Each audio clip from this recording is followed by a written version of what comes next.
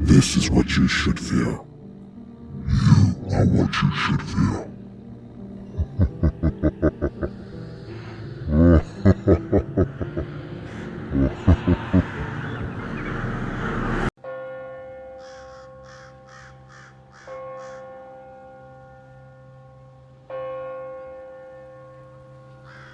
Hi there. I'm a 39-year-old female, and this occurred, I think, a little over a year ago. This was a very real event. No drugs, no alcohol. I was in our bathroom, which had a line of sight out the back window to where my hubby passes by before coming in the door. So I was just doing my hair and looked over to see him outside the window walking up, switching the Kroger bag to his other hand to grab his keys. Then heard the door and watched him walk by the kitchen. I said, "Hey baby," and he didn't hear me. Not surprising, his hearing isn't the best. But I heard him lay the bags down, then lay his keys and wallet down. So I stuck a clip in that last bit of hair to do, and started out of the bathroom door to give him a hug and kiss. Well, here it is. Instantly when I walked outside the doorway of the bathroom, everything was completely different. All the lights were out, and they had certainly been on a moment prior. Totally weirded out, I felt shaky and whatnot, but I guess managed to walk a few steps to look toward the kitchen, only to see my husband wasn't even there. Then, before I even had time to attempt to process what the hell just happened, I saw through our kitchen window his headlights coming down the driveway. This was when I started to get extra weirded out, and for sure had to sit down. I remember I propped myself sitting on the edge of the couch arm, and next part is what freaks me out the absolute most. I couldn't believe my eyes at all. As I watched him walk across that window, it was like someone had just literally rewound a tape and was replaying it. The exact same motions, the same exact sounds, all the way through, including him setting the keys and bags down. The only thing I could think at that point is how crazy I would actually sound if I told anyone. Except I told my husband right when he got there. So I just want to know if anyone has any ideas of what happened. I'm open to hear about it. It's the single, most unbelievable, existential type thing that's happened in my life. I will never forget it. Thank you to anyone who bothered to listen.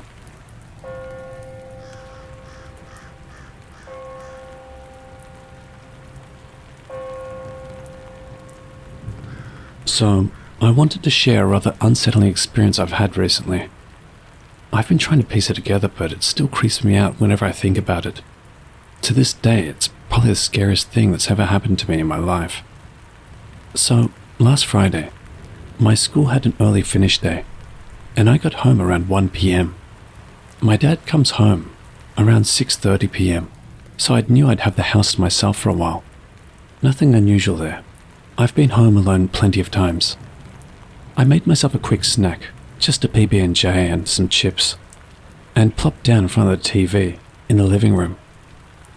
I remember feeling pretty relaxed, grateful for the early end to the school week. About 15 minutes into my show, I heard heavy footsteps coming down the hallway, leading away from the kitchen. At first, I thought maybe I was just hearing things, but the footsteps grew louder and clearer. I knew the sound of them. They sounded exactly like my dad's footsteps. I glanced up and saw my dad walking past the living room doorway, headed toward the front of the house. The weirdest part was that he was staring right at me the whole time, but didn't slow down or say a word. It was definitely his face, his clothes, everything. I figured he must have come home early for some reason. Maybe something to do with work? "Dad?" I called out, expecting him to backpack and explain. No response. He must be in a hurry, I thought, and went back to my show. But the image of him walking past so silently really stuck with me. Not 5 minutes later, I heard those same heavy footsteps again. This time I was more alert. I looked up and, sure enough, my dad walked past the doorway again, still staring at me, but with the same unnerving silence. My heart started to race. It was strange that he didn't acknowledge me, and even weirder that he was apparently pacing my house without so much as a word. It definitely looked like him, and the footsteps sounded like his. The feeling I got from him was not the same feeling I got from my dad. I grabbed my phone and called him, but it went straight to voicemail. A growing sense of dread filled the room. I tried to rationalize it, thinking maybe he left his phone in the car or something. Just as I was about to head down the hallway to find him, my phone rang. It was my dad. "Hey, what's up?" he said cheerily. "Did you come home early today?" I asked, trying to keep my voice steady. No. I'm at the office. Won't be home until around 6:30 as usual." "Why?" I felt the blood drain from my face. "I thought I saw you," I stammered. "Someone who looks exactly like you is walking around the house." There was a long pause. "Stay where you are. I'll leave work early and be home as soon as I can. Just lock the door and don't move." I did as he said, my mind racing with all kinds of terrifying possibilities. I stayed glued to my spot, every creak of the old house amplifying my anxiety. The footsteps had stopped, but the house now felt eerie and dead silent. My dad got home about an hour later, clearly on edge.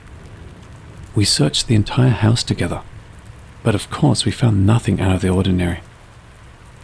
No signs of anyone else having been there. That evening, over dinner, I finally told both my parents what I had seen. To my surprise, they exchanged a look I couldn't quite interpret. My mum sighed and said, "I've seen him too." They went on to share their own bizarre encounters. My dad had apparently seen what I now know as a doppelganger of me a few months ago while I was at school. My mum had seen herself in the hallway mirror, just standing and staring blankly back. More than once, actually. We've lived in this house a couple of years now, and while we've all experienced little oddities here and there, nothing had been quite like this. To this day, we still don't have an explanation. Maybe our house is haunted, or perhaps there's some other phenomenon at play. All I know is that I'm not keen on staying home alone anymore.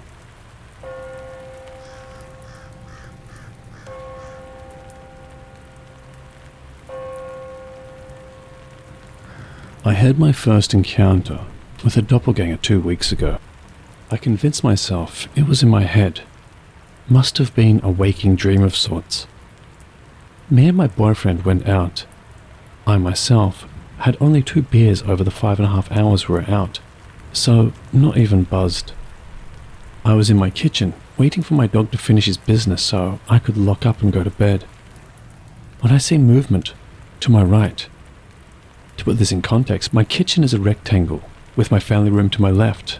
My living room would be behind me with my master bedroom off that to the right, and to the right of my kitchen is the laundry room. Open floor plan. Okay, back to the movement on my right. I turned, confused, because I thought my boyfriend had went into the bedroom to start getting things ready for bed, when I see him in the doorway to the laundry room smiling at me. Then he did a 180 very dramatically, took a step forward, and proceeded to comically walk behind the wall, into the laundry room. Monty Python's Flying Circus Ministry of Silly Walks bit is the closest I can come to describing how he walked away. I, confused, followed, asking him what he was smoking. There was no one there. There was no way out of the laundry room. One way in, one way out. Then it came back this morning, and this time my dog reacted. It showed up again in my bedroom doorway, smiling, and gestured for me to follow.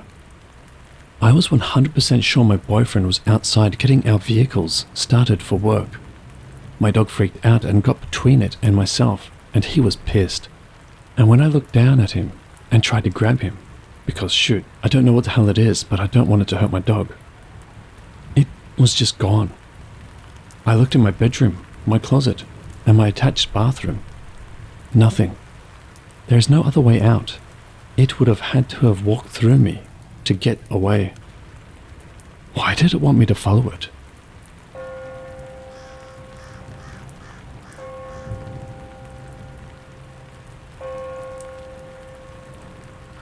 A few nights ago, my husband and I decided to go outside for a last beer in the fresh air before bed, as we often do. He often keeps a stash of some beer in the fridge in our detached garage, but I preferred the ones in the kitchen. I walked to the fridge in the kitchen to grab a couple of beers, and was going to bring one for my husband as well. But when I looked up, I saw him heading towards the detached garage. So I figured, never mind. I'll just grab one since he's probably getting his own from out there.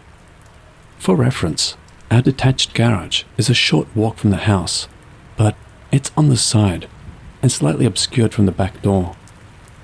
As soon as I looked down to put the extra beer back in the fridge, my husband, who was now somehow right behind me, asks for his beer. I nearly jumped out of my skin.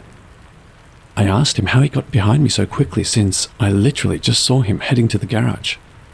He told me he didn't go to the garage. He went to check the mailbox with mail in his hand. The mailbox is in the opposite direction of the garage. I was positive he was messing with me and kept asking if he was joking. He said no. He walked to the mailbox and back. Check the cameras, he said. I checked the cameras, still convinced he was pranking me. He never went to the garage. He went to the mailbox and back. Nobody was near the garage at all. I swear, I saw him heading to the garage. The next night, we had another strange experience. We were watching TV in the living room when I heard a noise from the kitchen. It sounded like the fridge opening and closing. Wondering what it was, I got up to check. As I walked towards the kitchen, I saw my husband standing there, looking puzzled. "Did you already finish your beer?" I asked. He looked at me, confused. "I've been here the whole time." My heart started racing. I was sure, no, positive, he was sitting right next to me on the couch a few minutes ago. I ran back to the living room to check, and, to my surprise, there was no one there. But there was a faint indent in the couch where someone may have been sitting. The feeling of unease settled deep in my stomach. A few nights later, things got even creepier, if that's even possible. We were lying in bed, just about to fall asleep, when I heard what sounded like footsteps in the hallway. My husband had been up late working in his office down the hall, so I assumed it was him coming to bed. But when I turned over to ask him if he was finally done for the night, he was lying right next to me, sound asleep. I shook him awake and told him I heard someone in the hallway. He groggily got up and checked, but there was nothing. The house was silent. We both went back to bed, uneasy but too tired to discuss it further. In the morning, we talked about the noise and decided to check the cameras again. As we reviewed the footage, we saw something truly disturbing. While we were in bed, the camera outside the front of the house caught a figure that looked exactly like my husband, standing at the edge of the driveway, staring at the house. He didn't move. He just stood there, facing the house. It sent chills down my spine. We stared at each other, not knowing what to make of it. Who or what had been standing outside? Was it the same person I had seen heading to the garage? Why were these sightings happening more frequently? Last night we determined to stay awake and keep an eye out. My husband set up his laptop in the living room, connected to all the camera feeds. Every little noise made us jumpy, but we stayed vigilant. Around 2 a.m., just when we thought it might have been all in our heads, we saw it again. The figure appeared at the edge of our driveway. slowly moving towards the house. It looked exactly like my husband. Same height, same build, even the same clothes he wore that day.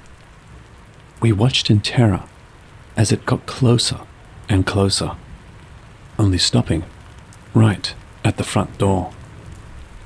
My husband grabbed a flashlight and a baseball bat and cautiously approached the door. I monitored the cameras, keeping an eye on every angle. He swung the door open and shone the flashlight outside, but there was nothing there. No sign of anyone or anything. One moment it was there, the next it had vanished. The rest of the night was a blur. We barely slept, but the feeling of unease hadn't left us. This morning, over coffee, we discussed what had happened. We resolved to document every incident and consider getting more sophisticated security equipment.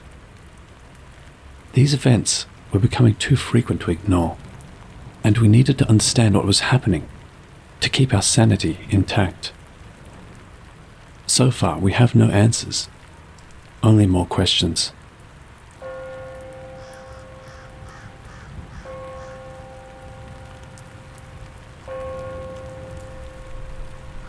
I work a typical 9-to-5 job, but due to an unexpected system outage at the office, we were sent home early.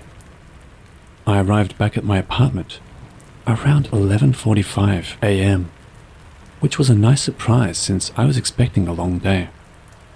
My roommate, Sam, works from home and usually stays cooped up in his room, totally engrossed in his work. I figured the early afternoon would be a good chance for us to hang out a bit, so I made myself a quick snack and sat down with my laptop in the living room. About 20 minutes later, I heard Sam's door open. His room is right next to the living room, so it caught my attention immediately. I looked up and saw Sam staring at me from his doorway. He didn't say anything. He just stood there looking at me with an expression I couldn't quite read. "Hey Sam," I called out. "Everything all right?" He didn't respond, just kept staring for a few unsettling seconds before turning and heading down the hall towards the bathroom. It was odd, but I chalked it up to him being engrossed in some work-related problem. A few minutes later, I heard footsteps again, this time coming back from the bathroom. I looked up and saw him walking back. He walked straight past me, again without saying a word. He went back into his room. I called out to him again, but no response. It was getting really weird. Sam isn't the type to just ignore me like that. I decided to text him. "Hey man, you good? You walked past me twice without saying anything." To my surprise, Sam replied almost instantly. "I'm on a call, haven't left my room since lunch. Why?" A chill ran down my spine. If Sam hadn't left his room, who or what had I seen walking around my apartment? I decided to knock on his door. Sam opened it almost immediately, headset still on, and gave me a puzzled look. "What's up?" "I thought I saw you out here," I said, trying to keep my voice steady. "Someone who looked just like you walked past me, twice." Sam's face went pale. He glanced around the room, then muttered, "Just give me a minute," to whoever was on the call, and pulled me into his room, shutting the door behind us. "Are you sure it wasn't just a trick of the light or something?" he asked, clearly trying to rationalize it. "No way," I insisted. "It was definitely you. Same clothes and everything." Sam nodded slowly and picked up his phone. "Let's check the security camera." Our apartment came with a basic security system, including a camera in the hallway. We pulled up the footage and fast forward to around the time I started hearing the footsteps. My heart pounded as I watched the timestamp tick closer and closer. And there it was. Sam, or what looked exactly like him, walking out of his room, staring directly at the couch where I was sitting, then heading towards the bathroom. A few minutes later, the same figure walked back down the hall and re-entered Sam's room. But here's the kicker. The real Sam never moved from his chair. We both watched in stunned silence. The figure was an exact copy down to the slightest detail, but it wasn't Sam. Nothing else happened for the rest of the day, but neither of us could shake the unease. That evening, we discussed what had happened. Sam confided that he had sometimes felt watched in the apartment, but he always brushed it off as his imagination. Being someone who's somewhat interested in the paranormal, I believe it was a doppelganger. But why? We're both freaked out and have started looking into ways to cleanse the apartment, just in case.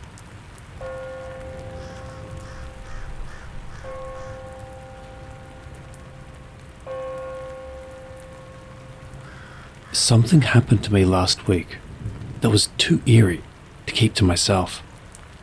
I'm hoping someone can shed some light on it because honestly, I'm freaked out. I live in a small town and work the night shift at a local diner. It's not usually busy, so I'm often alone until my coworker, Jenny, comes in at dawn. Last night was one of those slow nights. Around 2 a.m. I was wiping down the counter when I heard the bell over the door jingle. I looked up and saw a woman walk in. She was wearing a long coat and looked somewhat familiar, but I couldn't place her.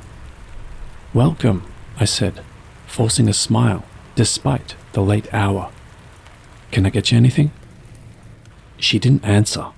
Instead, she walked over to the counter and sat down on one of the stools, staring at me intently. Her eyes had a strange intensity that made me uncomfortable. I felt a chill run down my spine. There was something unsettlingly familiar about her features, but I couldn't pinpoint what it was. I tried again. "Can I help you?" No response.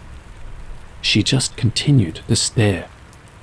Her silence was unnerving, so I decided to get her a coffee anyway. I poured a mug and placed it in front of her, but she didn't touch it. As I went back to cleaning, I kept glancing her way. She hadn't moved, just kept staring at me. Finally, I couldn't take it anymore. "Do I know you from somewhere?" I asked, hoping to break the tension. No response. She remained silent and unmoving, her gaze locked on me. It was then I noticed something truly unsettling. She looked exactly like me. Same face, same hair tied back in a ponytail, even wearing similar clothes. I felt my blood turn to ice. I was looking at my exact double. I reached out a hand, trembling slightly. But just as my fingers were about to touch her, she stood up abruptly. The sudden movement startled me, and I stepped back. Before she turned to leave, she uttered a single sentence, one that has stuck with me since. "Stay here until dawn." And then she abruptly turned and left, without saying another word. Her voice was so flat, yet so familiar. My mind raced with possibilities. Was this some kind of warning, a threat? I debated whether to call the police, but decided against it, thinking they might dismiss it as a prank or a case of mistaken identity.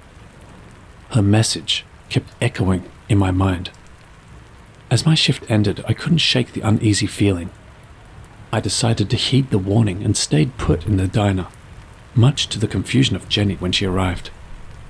"Why are you still hanging around?" she asked, concerned. I explained what happened, and we both sat there trying to make sense of it.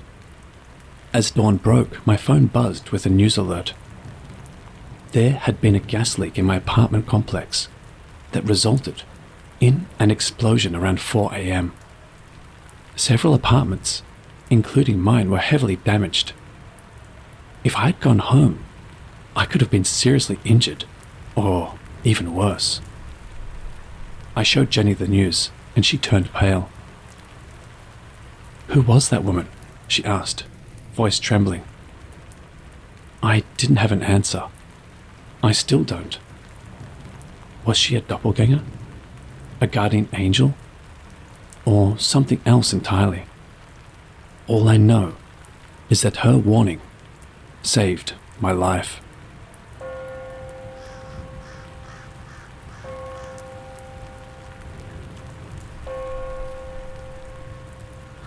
This happened to me last year. It was really strange and I'm still trying to wrap my head around it. It was a Saturday and I decided to take a break from my busy city life and go for a hike in the nearby mountains. There's a trail I love that loops around the small lake and offers some stunning views. It's usually not very crowded, which is perfect for me when I want some peace and quiet. I set off early in the morning, hoping to catch the sunrise over the lake. The air was crisp, and I could hear birds chirping as I made my way up the trail. Everything was going as planned until I reached the halfway point, just above the lake. As I was climbing a particularly steep section, I spotted another hiker about 30 feet ahead of me. The odd thing was, he was wearing the exact same clothes as me. A blue jacket, black hiking pants, and even the same brand of boots. I remember thinking that it was a funny coincidence, and I quickened my pace a bit to catch up and maybe share a laugh about our similar outfits. When I got closer, I called out, "Hey, nice jacket." The hiker turned around and my blood ran cold. It was like looking into a mirror. He had my face, my hair, even my slight stubble. Every detail was identical. For a few seconds, we just stared at each other in shock. Then he, my doppelganger, smiled and said, "I thought I was the only one with this jacket." His voice was exactly like mine too. I mustered up a nervous laugh and replied, "Yeah, small world, I guess." Trying to keep my composure, I extended my hand. "Name's Alex." He shook my hand and I could feel the same roughness from our shared hiking trips. "Alex," he echoed. I couldn't believe it. I felt like I was going insane. We fell into step together, and as we walked, I cautiously asked him about his life. Every single detail matched mine. He lived in the same city. He had the same job, and even mentioned pets that I owned. It was like talking to my twin, except I knew I didn't have one. When we reached the lake, we sat down on a rock to enjoy the view. That's when things got even weirder. My doppelganger gazed across the water and said, "I come here to clear my head. Sometimes I feel like my life isn't real, like I'm just living someone else's story." His words struck a chord with me, because I had been feeling the same way recently. Everything in my life had been running on autopilot, and I was struggling with a sense of déjà vu, of living the same day over and over. We sat in silence for a while. Then he stood up and said, "I'm glad we met. Maybe this means something. Take care, Alex." With that, he gave me a nod and walked off down the trail. I watched him until he disappeared from sight, then made my way back to my car, feeling like I'd been in a dream. Since that encounter, I've been obsessed with finding out what happened. I've read about doppelgangers and the theories surrounding them, but none of them make sense to me. Also, from what I've read, they don't usually speak. Was he perhaps a glimpse into an alternate version of my life? A warning? I don't know. The encounter still troubles me to this day.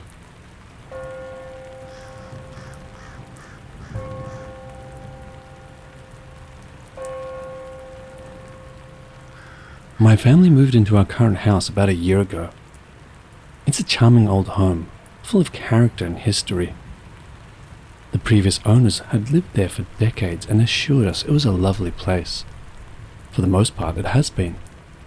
That is, until we started hearing things from the basement. It began a couple of months ago. My husband, let's just call him Eric, and I were in the living room when we first noticed it. We were watching TV, and suddenly we heard a faint, echoing voice coming from the basement. It sounded like someone was having a conversation down there. We muted the TV and listened. Sure enough, there it was, a muffled dialogue, just loud enough to be unsettling, but too quiet to make out any words. Eric went down to check, but as soon as he opened the basement door, the voices stopped. He flipped on the lights and looked around, but everything seemed perfectly normal. No one was there. Puzzled, we shrugged it off and went back to our show. Over the next few weeks, the voices became more frequent. Sometimes they were loud and clear. Other times, just a whisper. What was strange was that they seemed to mimic our own conversations. Once, while Eric and I were discussing dinner plans, we heard our own voices echoed back at us from the basement, saying the exact same things we had just said. It got to a point where we were avoiding going down there altogether, unless absolutely necessary. One night, our teenage daughter, Lily, came to us, looking frightened. She said she heard us arguing in the basement. But the thing is, Eric and I were both upstairs, in the kitchen, preparing for dinner. We hadn't been arguing, and we certainly hadn't been in the basement. We decided it was time to take action. Eric set up an old tape recorder at the top of the basement stairs, hoping to catch the voices. For a few nights, we recorded hours of audio. When we finally played it back, we heard them. Our own voices talking, laughing, and even crying. Things escalated when the voices started calling our names. Late at night, I would hear Eric calling from the basement, asking for help, even though he was sound asleep right next to me. One evening, Lily heard me singing her favorite childhood lullaby from the basement. She rushed down, but no one was there. The breaking point came when we had guests over for dinner. We were all sitting in the dining room when we heard a loud crash from the basement, followed by Eric's voice, shouting for help. Our guests were startled, and everyone rushed to the basement door. We opened it to find nothing. No mess, no Eric, just the empty room below. We decided enough was enough.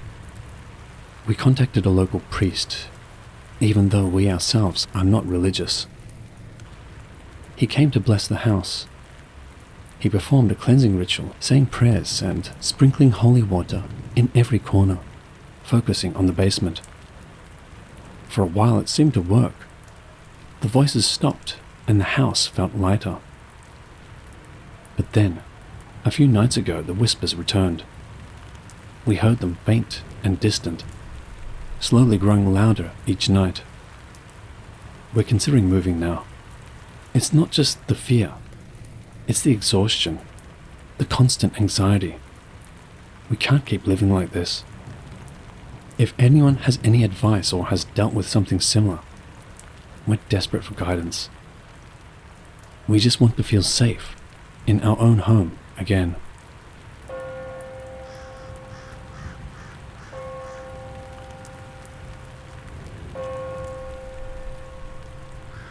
I was a sophomore in high school and my parents decided to buy a larger house. It was an old, creaky place on the outskirts of town, but it had plenty of space and a big backyard. It seemed perfect for our family. At least, that's what we thought at the time.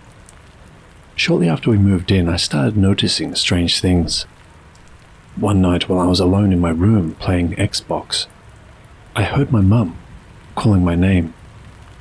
It was odd since she wasn't supposed to be home. I paused my game and called out, "Mum, is that you?" No answer. The house remained eerily quiet. I went downstairs to check, but the house was empty. My parents and little sister weren't back from my sister's basketball game yet. Feeling a bit creeped out, I decided to text my mum. She confirmed that they were still out and wouldn't be home for another hour.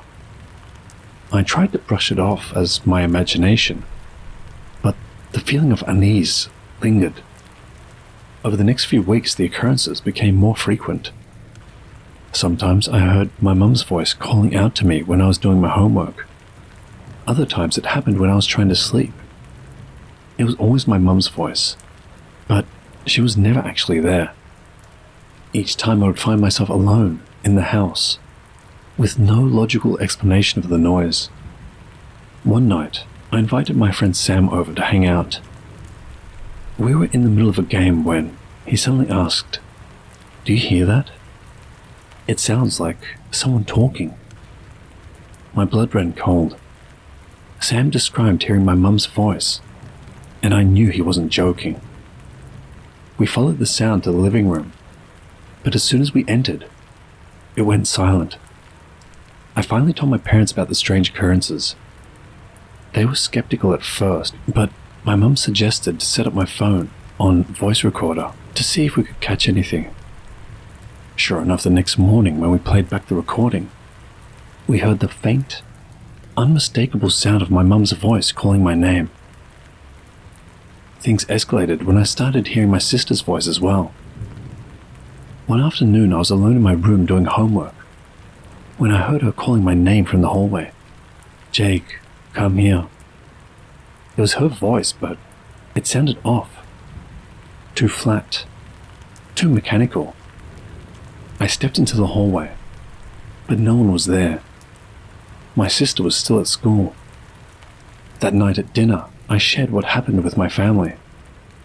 My little sister looked pale and admitted she had heard our mum's voice too, when she was alone in her room. My parents were visibly unsettled, but tried to reassure us that it was just our imaginations playing tricks on us. Despite their attempts to stay calm, the weirdness persisted. We started hearing the voices more frequently, and from different parts of the house, always when no one else was present. The situation became too stressful to ignore. After having lived there for 3 years, the constant anxiety took its toll. We couldn't sleep properly, and every creak of the house made our hearts pound. Finally, my parents decided it was time to move. We packed up and left the house, practically fleeing from the unsettling entity that had taken over our lives. It's been 8 years since we moved out, and I'm thankful that the events stopped after that. Sometimes I wonder if the new owners have experienced the same things, or if the house has finally found peace. I hope for their sake that the odd occurrences remain just a mystery for me, and never a reality for them.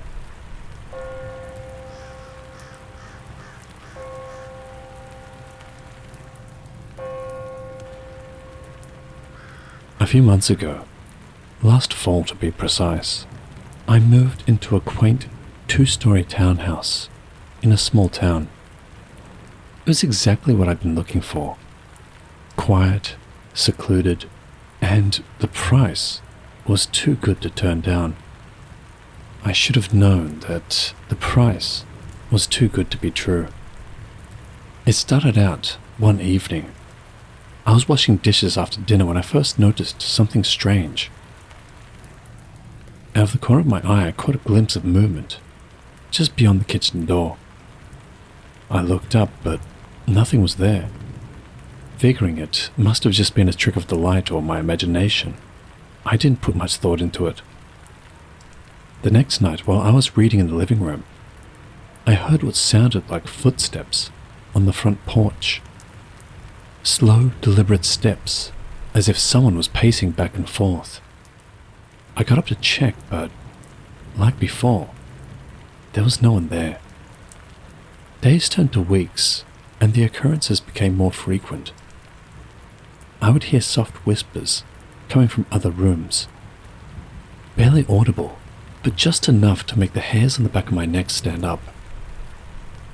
Despite thorough searches, I never found anyone or anything to explain the noises.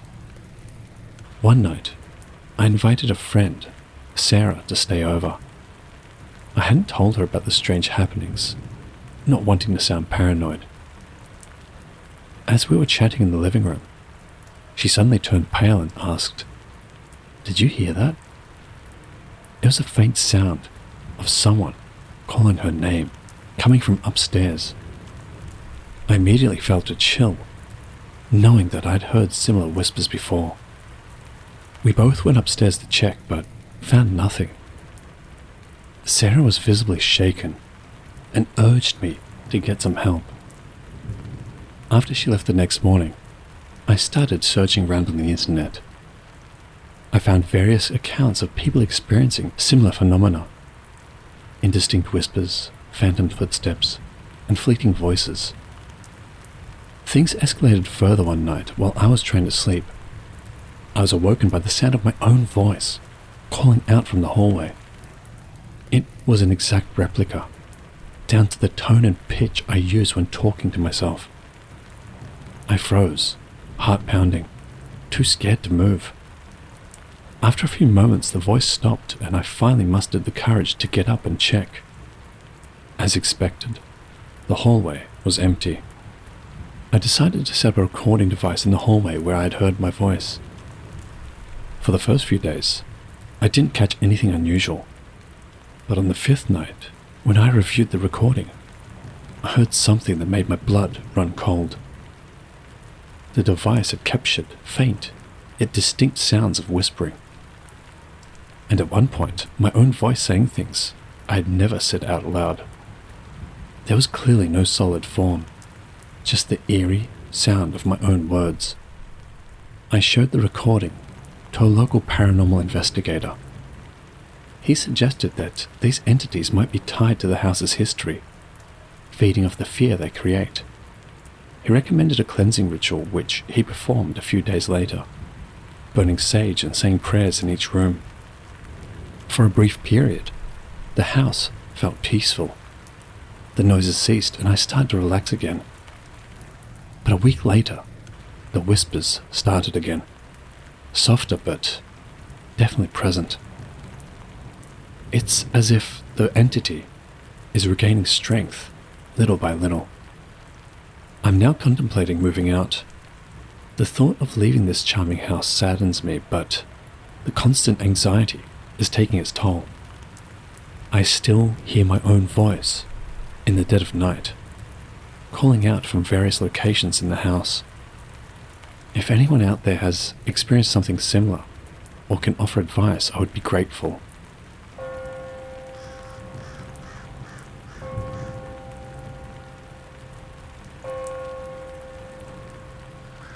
I moved into my new apartment about 6 months ago. It's on the 3rd floor of an old building. Small, but it's enough for me. For the first few months, things were perfectly normal. But then a few weeks ago, something strange started happening. It was on a Sunday evening when I first heard it. I was relaxing on my couch, watching TV, when I heard a knock on my front door. It was 3 knocks in quick succession, pretty loud too, like someone was in a hurry. I paused the show and went to check, but after looking through my peephole, there was no one there. I opened the door and stepped out into the hallway and looked around and just shrugged. Must have been a prank, I thought. The next evening, the knocking returned. This time, it was just one loud knock, like someone punching the door. I jumped up. My heart was instantly racing and rushed to open the door. Nothing. The hallway was empty again. I thought maybe it was the neighbors, but it didn't sound like it was coming from their doors. Over the next few nights, the knocking continued, always at different times. Sometimes it was a single knock, other times multiple, but I never found anyone there. I started getting paranoid, checking the peephole constantly to no avail. It was driving me insane. One night the knocking was accompanied by something different. I heard my own voice, faint and distant, calling my name from the hallway.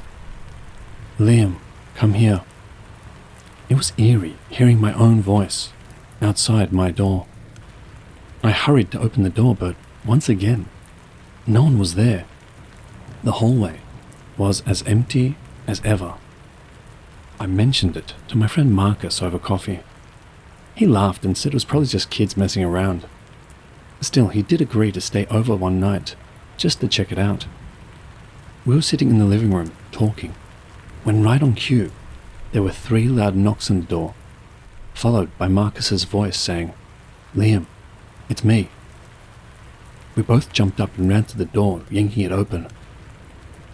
Empty hallway, as usual. There is no way anyone could have escaped in time, at the speed in which we opened the door. We didn't hear any footsteps either. Marcus decided to stay another night, curious to see if it would happen again. And it did.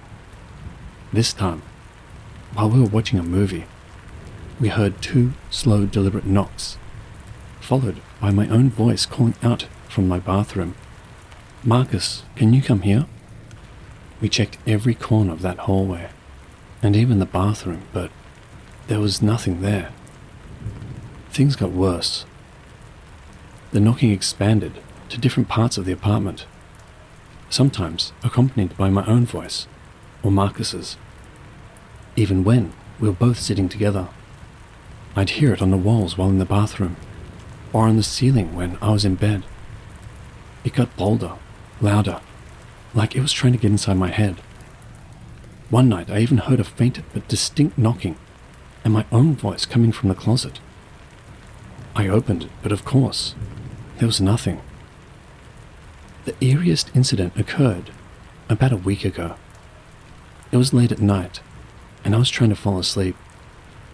Suddenly I heard 3 soft knocks right next to my ear, as if someone was knocking on my nightstand, followed by my own voice, whispering, "Wake up, Liam." I jumped out of bed, switched on the light and checked the room. Nothing. That was the turning point. I couldn't stay there anymore. Since then I've barely been home. I pop in to grab what I need and leave as quickly as possible. I'm on the lookout for a new place at the moment, but finding something within my budget is tough. I'm just thankful my friend Marcus witnessed it, and he's put me up for the meantime. My biggest fear is, if I do move, what happens if this follows me to my new apartment?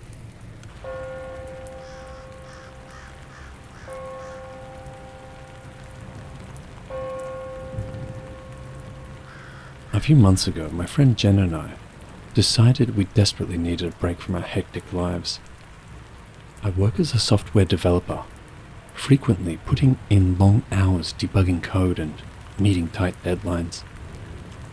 Jenna, on the other hand, is a nurse, often pulling double shifts at the hospital and dealing with the emotional toll of caring for patients. We both felt exhausted and stressed out, needing a retreat to unwind. Originally, our plan was to go with our mutual friend Emma, but she couldn't get the time off at the last minute. In fact, it was a miracle that both Jenna and I managed to coordinate our schedules to make this trip happen. We rented a cabin in the woods. It was a perfect getaway, quiet, secluded, and surrounded by nature. We were both avid hikers, so we spent our days hiking, and nights by the fire, enjoying the peaceful ambience. For the first time in months, we felt like we could finally breathe. But soon, the very isolation we sought started to feel menacing.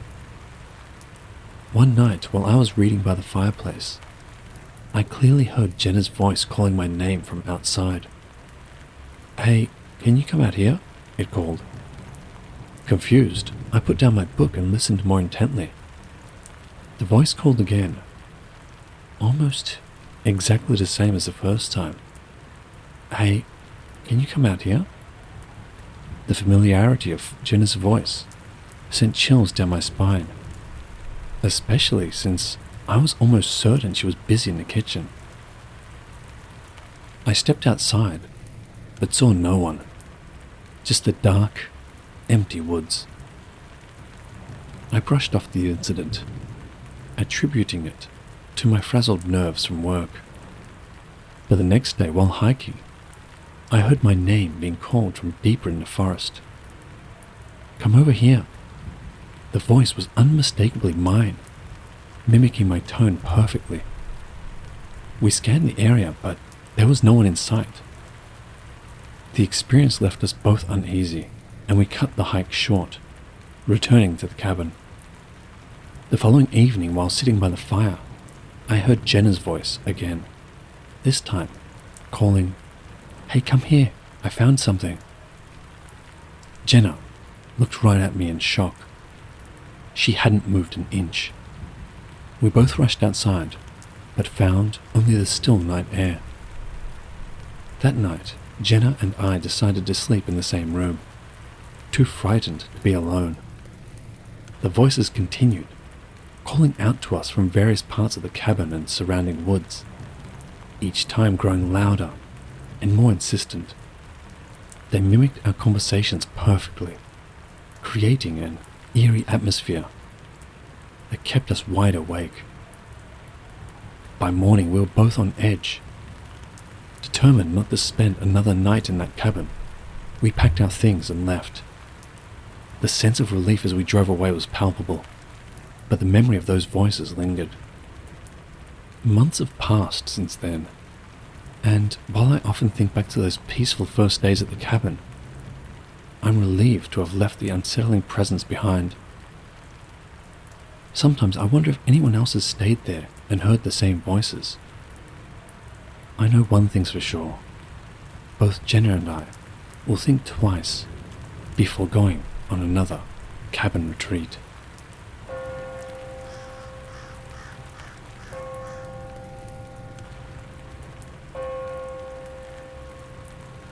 So, this just started happening a couple of months ago, and I honestly don't know what we're dealing with. For some background, my wife and I bought this house 3 years ago. It's a cozy little place in a quiet neighborhood. Nothing fancy, but just enough for the two of us. We've never had anything remotely strange happen here, until now. It began one night when I was alone in the living room.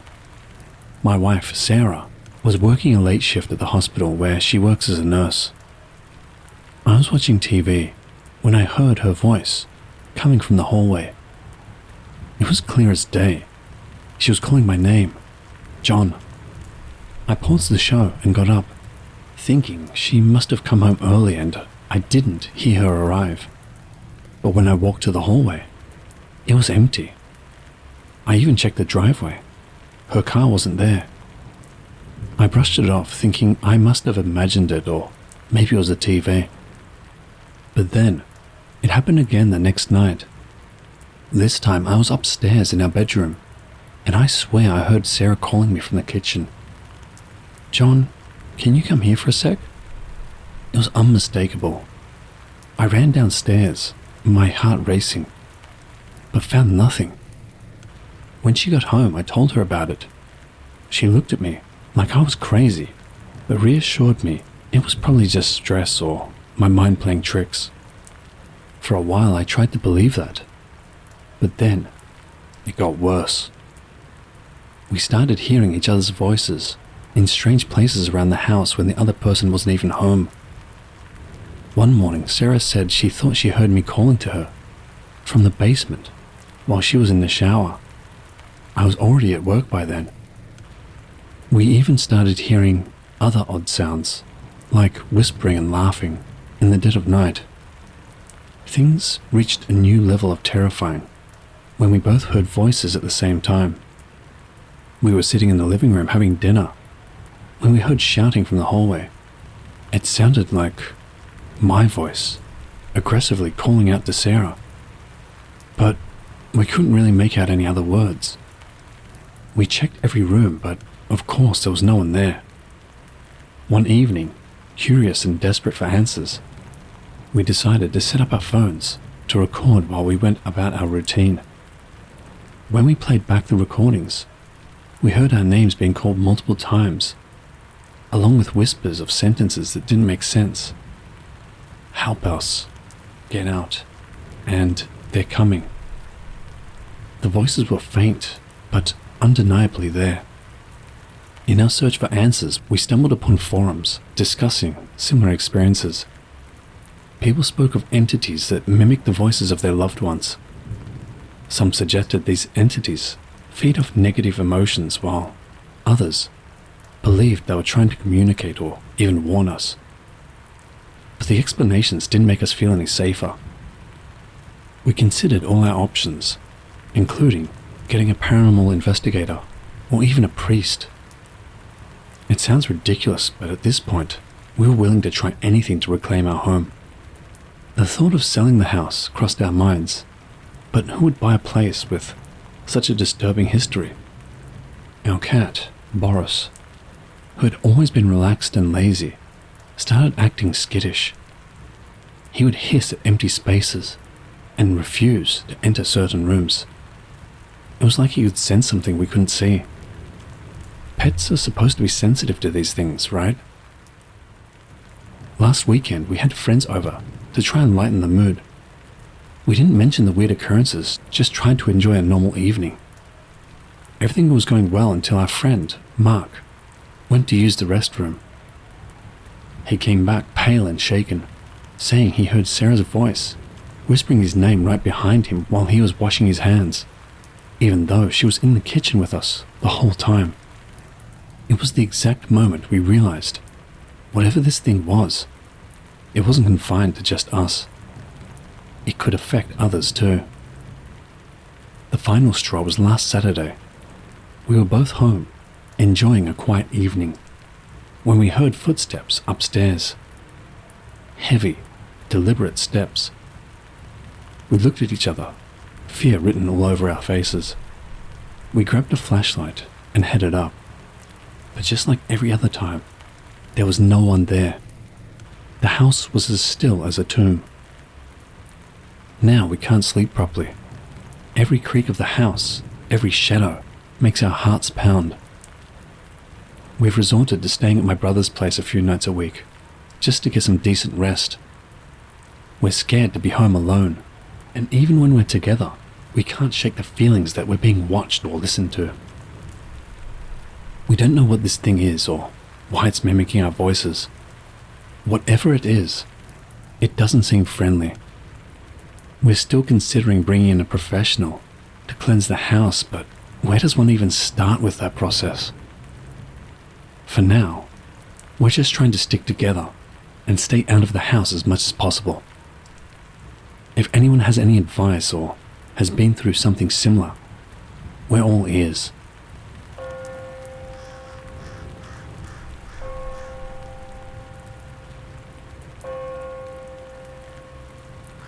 I was about 7, and like most younger kids, I never wanted to sleep when I was supposed to. Constantly in and out of my bed for water, to go to the bathroom, or to tell my parents in the living room I couldn't sleep, so maybe they'd let me watch a little more TV. After about the 4th "I want water," I finished my cup, and my mum playfully chased me to my room, but stopped about halfway when my back was turned. As I entered my room, I saw my dad in my closet, with the widest smile on his face, ear to ear, teeth and all. Unnatural is the way to put it. It just wasn't humanly possible how big his smile was. I stopped in stride, and he just looked at me. He didn't move. He just stared at me, almost like he was going to jump out any second. Confused and scared, I turned and jogged back to my living room to tell my mum to tell Dad to stop scaring me. As I turned the corner, sitting on the couch was my mum and Dad, with an angry look on their faces, asking, "What is it now?" I don't know what to make of it. I just started crying. I'm 21 now, and it still gives me chills, like someone poured ice cubes down my back just thinking about it. My mum recently mentioned it as I was cleaning my room, and asked if I remembered why I wanted this room so bad. It's been buried deep in my brain ever since, and it all came flooding back when she asked. I remember it like it was yesterday. Was this a doppelganger? Figment of my young imagination? Or something sinister, trying to mess with me even more by looking like my dad?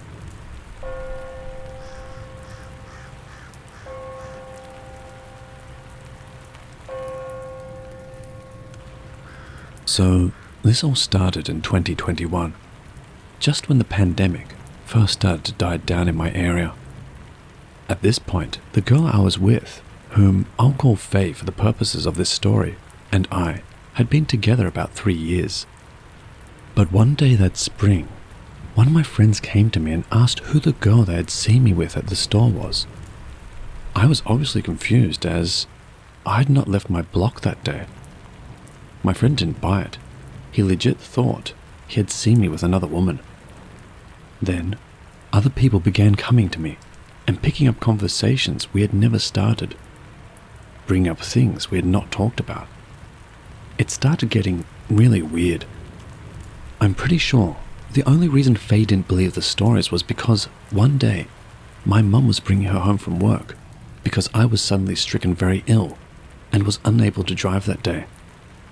On a side note, being suddenly stricken very ill is the thing that happens when other people you know see your doppelganger. They stopped at a gas station my family frequented, and she saw my twin. Of course, both my mother and Faye both knew I was in bed at home, sick, and I was on the phone with Faye, whom had called me to ask if I wanted or needed anything. But sightings of my dark double continued for almost 2 years before the doppelganger disappeared as suddenly as he had appeared. To this day, though, I'll still have people I've never met come up to me and act like they know me, though it's far less frequent now. When Faye and I broke up, a lot of the bizarre things like that went away with her. Faye is Cajun and related to a good many swamp witches from the bayou. Also, her mother apparently offended the spirit of Marie Laveau by performing some kind of ritual while near the infamous witch's mausoleum. That may or may not be true, but one thing that cannot be disputed is that dark things are attached to Faye and other women in her family.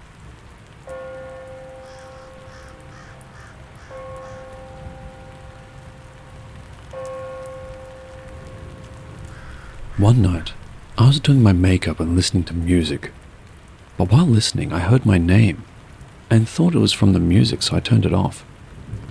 Suddenly I heard my mum, or so I thought, call my name. I heard someone running down the hall and realized I'm alone right now, so I rushed to lock the door. My mum starts banging on the door and tells me to open it, but I know it wasn't her since she would kick down the door. I start crying, but after 2 hours, it stopped. I go back to doing my makeup with my door locked still and post a picture of my makeup results on Insta. Someone sends me a DM and it says they could see an old woman outside of my window in the back of the picture. So I rush to close my blinds, but I see the old woman. She was crying and begging to be let in. I closed the blinds and went back to sleep. The next morning my mum came back home from work and I told her all about it, and it never happened again.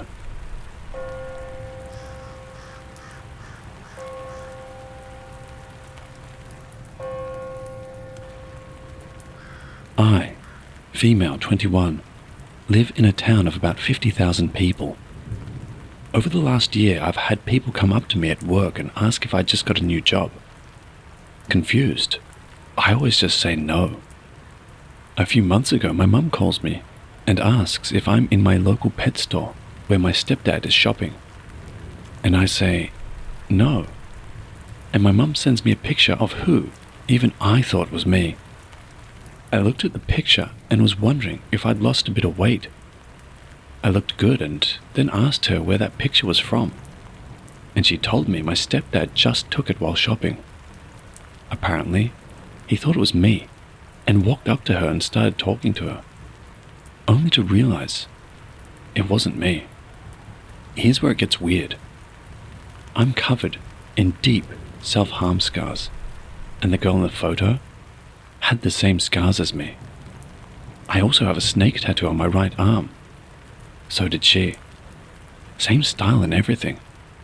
She also had the exact same glasses on that I wear daily. She was even wearing an outfit I'd worn before. Now I have this picture of this woman who lives in my town, who looks scarily like me. I want to meet her. I started asking people what her name is and explaining I have a doppelganger. Her name sounds like Carrie, but it isn't. I can't remember what the woman who came into work a few weeks ago said her name was. I don't know if I'm losing my mind, but there's too many coincidences here. I'm a micro-celebrity on TikTok. Do I have a stalker who's obsessed and wants to be me?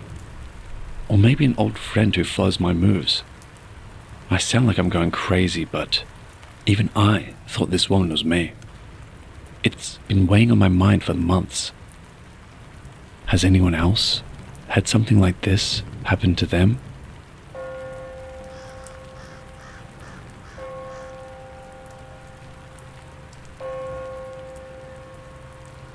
Just last week, something truly strange happened that I can't shake from my mind. It was early Saturday evening, and the sun was just dipping below the horizon, casting long shadows across my backyard. I was relaxing in my living room, getting ready to settle into a night of TV, when I caught sight of my neighbor, who we'll call Mr. Jenkins, standing in the yard. Mr. Jenkins is an older gentleman, known for his routine walks and worn brown coat with matching hat. There he was, just beyond the flower bed, standing perfectly still and facing my house. I tried to rationalize his presence there.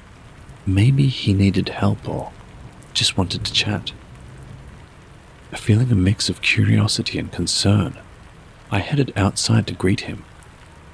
As I stepped onto the patio and called out his name, he made a small nod in acknowledgement, then slowly turned and ambled behind my shed.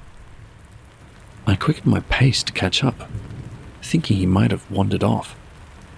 But as I rounded the corner, he was nowhere to be found. Confused, I stood for a moment, scanning the surroundings. It seemed impossible for him to have left so quickly without any sign. Perplexed, I returned indoors and decided to call our mutual friend, another neighbor, to see if they'd seen him around. To my surprise, she told me Mr. Jenkins had left for a week-long vacation that very morning. He was supposed to be hundreds of miles away, visiting his son. My stomach dropped as I tried to process her words. If Mr. Jenkins was gone, who was in my backyard? Each evening since, as the sun sets and shadows stretch across my lawn, I find myself peering out the window, half expecting to see him there again, wondering if he'll return.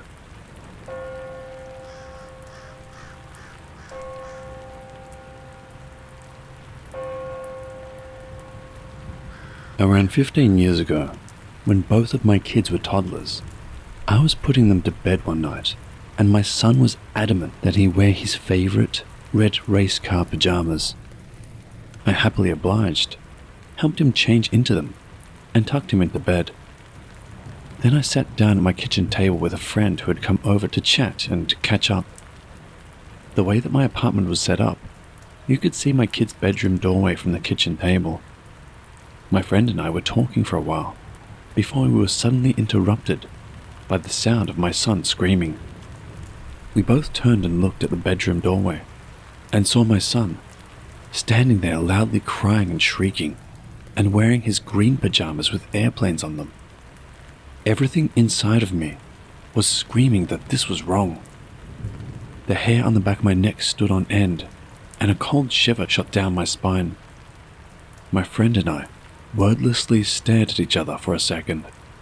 We both knew that my son couldn't change his pajamas by himself yet. We looked back at the doorway, and my son was gone. We ran to the bedroom and found him tucked in bed, still sleeping peacefully in his red race car pajamas. My friend asked me if I saw him standing there in his green airplane pajamas, and I confirmed that I had. My friend freaked out and left, I slept on my kids' bedroom floor that night to make sure nothing happened to them. My friend and I still talk about it to this day. It's one of the craziest things that's ever happened to me. My son, of course, doesn't remember any of it, but he loves hearing the story of how his doppelganger scared the crap out of us.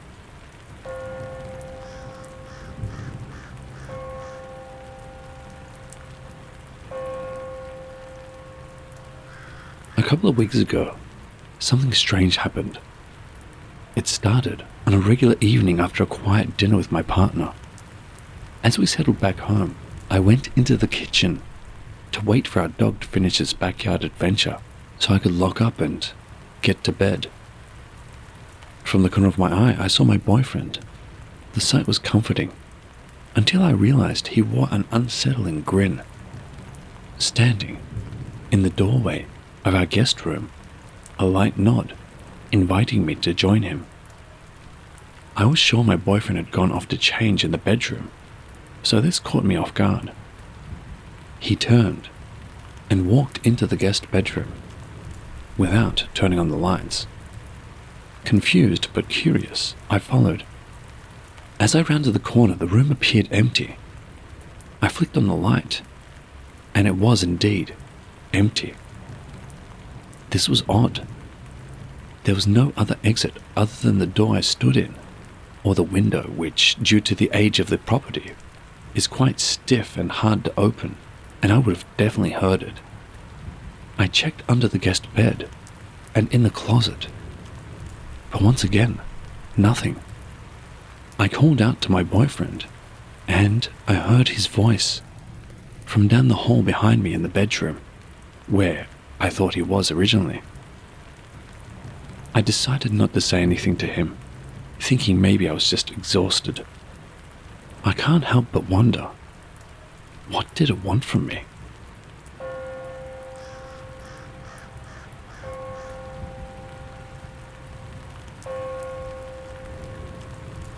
This story isn't as crazy as many stories here, but it freaked me out at the time. For context, this happened in 2010 to 2011, when I was 18 and my sister was 13 or 14. Our city's baseball team had won the World Series that year, and my family, mum, dad, sister and myself, went downtown for the celebratory parade. We arrived downtown about 15 minutes before the parade began and found a decent spot to stand, right up front. Me, being an avid people watcher, began scanning the sea of people standing on the side of the street. That's when I noticed a girl, my sister's age, standing directly across from my sister, and I became fixated on her. She was turned, talking to her family, but when she turned back to face the street, I couldn't believe my eyes. She looked identical to my little sister, who was standing right beside me. And I don't mean just your typical doppelganger. My sister is a skinny, white, blonde girl, so we've seen other girls who look like her over the years, and this was different. They were like mirror images of each other. She even had the same glasses and t-shirt, and same colored jeans on. The only difference was this girl's hair was pushed back, and my sister always has her hair hanging in her face at that age. I was a bit speechless for a minute, and then got the attention of my parents and said, "That girl over there looks exactly like Brenna." They looked, and I could see that they were also a bit taken aback by just how much they looked alike, and they agreed with me and pointed her out to my sister. As soon as my sister noticed her, the other girl noticed her at the same time, and they just stared at each other for a minute. At this point, we are all silent and just looking at this girl looking at my sister. The other girl's parents notice us staring, then notice my sister, and even though they didn't acknowledge us, I could tell they were thinking the same things we were. I could tell they noticed the resemblance and were weirded out. I had my digital camera with me, and I discreetly zoomed in on her and even took a picture because I knew people would not believe us when we told them. The zoomed-in picture was even freakier. It looked like I had just taken a photo of my actual sister. The parade started not long after, so we turned our attention to that for the moment. When I looked back across the street a few minutes later, the girl and her family were gone. We never saw them again. The other weird part of the story, which is the reason why I share it, is that I made a Facebook photo album that evening with all the pictures I took from the parade, including the picture of my sister's doppelganger, with a caption that said something like, "You may think this is Brenna, but it's not. Isn't this freaky?" I recall receiving many comments from people who were stunned at the resemblance. A few years later, I was telling a friend about it and went to the Facebook album to show them, and the photo was gone. All of the other photos from that day were still there, except for that one. I guess Facebook could have removed it for some reason, but it didn't make sense why just that photo would have been removed. Anyway, I know it's not that crazy of a story compared to many others here, but I still vividly remember how weirded out and uneasy my sister and I were after that experience. Thanks for listening.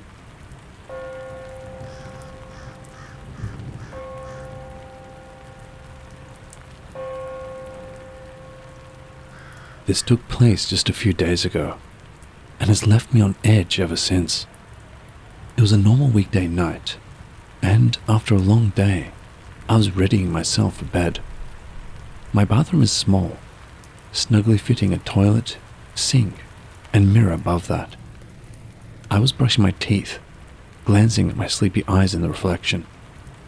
As I rinsed my mouth and looked up, I noticed something odd. The mirror reflected my bathroom, but it wasn't just me staring back. Behind my reflection, there was another figure. It was vague at first, like a smear or a shadow. But as my eyes adjusted, it became clearer. A person standing behind me. Their expression was cheerful, unsettlingly so, with a wide smile that was somehow void of warmth. A jolt of fear shot through me. I spun around instinctively, expecting to confront an intruder. To my astonishment, the bathroom was empty. Heart pounding against my chest, I turned back to the mirror, and the figure had vanished without a trace. Confused and shaken, I backed out of the room. My rational mind told me it was a trick of the light or an overactive imagination. Yet deep down, it felt far too real. I left the bathroom light on as I retreated to bed, my mind racing with possibilities. What unsettled me more was that the more I thought about it, the more I recognized the face. It was my own, twisted in such a manner that I could not recognize it instantly. Each time I pass that mirror now, I hesitate, half expecting to see that smiling version of myself return, wondering what or who it was. After doing some digging around online, I've found other people's accounts of doppelgangers. Could that be what this is? And if so, for what purpose?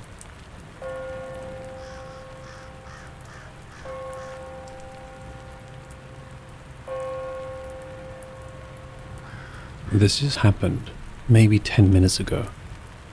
I'm home with my almost 1-year-old child and my dog. My 2 older kids are at my folks' place for a few nights and have been gone since yesterday. They typically like to go stay at Grammy's about once a month or so. It's a common occurrence. So I got the baby up.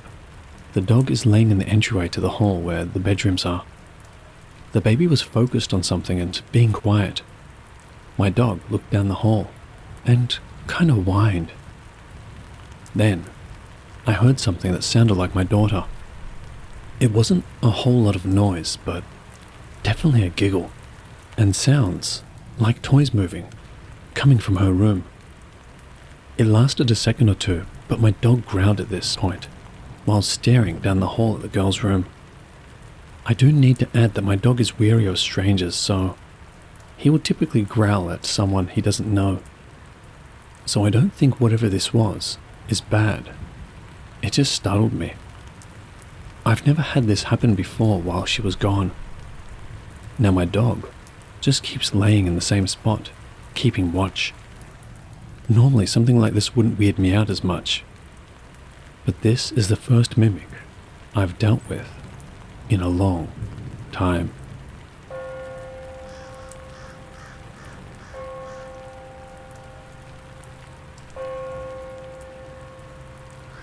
One time I was home alone and in the backyard at my parents' house at night. At the time, I was going through it with depression and anger. To get to the point, I was laid off a job due to being type 1 diabetic. Anyway, I was in the backyard at night and heard my dad call me very clearly and opened the front door to go in. I went inside and expected to see him, but nobody was there. After that, I called his cell phone and he said he wasn't home and that he was out. A few months later, I heard my brother call me from upstairs, and he didn't respond when I replied to him.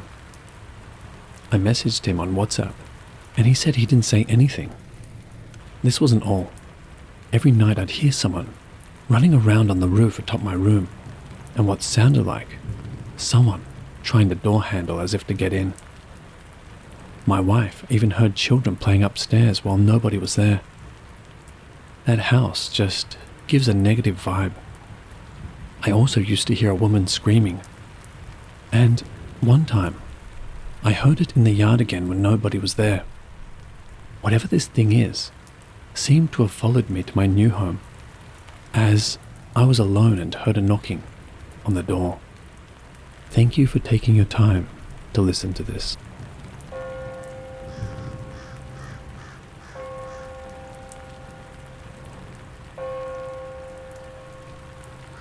I've never really known about mimics until I just read a post on here about a Redditor hearing their child in another room. This was super alarming for me to read up about, and I have a few questions hopefully someone can enlighten me with. When I was younger, less than 10 years old, I would wake up in the middle of the night, or even be chilling in my room and we hear my dad aggressively yell my name. And as I would go out to ask if they called for me, it would usually be a no. I always thought it was my head playing games, but for something to sound so real and terrifying, like I was in trouble, haunted me. During this time in my life, I would also experience terrible nightmares that seemed very physical. My room is the first room of the only hallway in a very small house. This, I wouldn't even call it a dream, would happen multiple times a month for years. I could be dreaming of anything good or bad, whatever, and I'd hear aggressive running/stomping down the house, coming towards me. It would swing open my door and almost felt like it jumped on me, or as I said as a child, felt like big sacks of flour being thrown on my back. And it was always when I was laying with my back towards the door. And as I'd turn around, my door was closed as if nothing happened. But I felt it. As I started to grow a little, I would experiment and would cover the back of my head and ears with a blanket, thinking if they didn't see me, they'd leave me alone. It cut down, but didn't stop completely. It's done now. And I can't remember the last time I've experienced a problem with that, or something similar. So I know it wasn't sleep paralysis. Any tips, or anybody possibly know what the hell it was that traumatized me by sleeping with my back away from the door?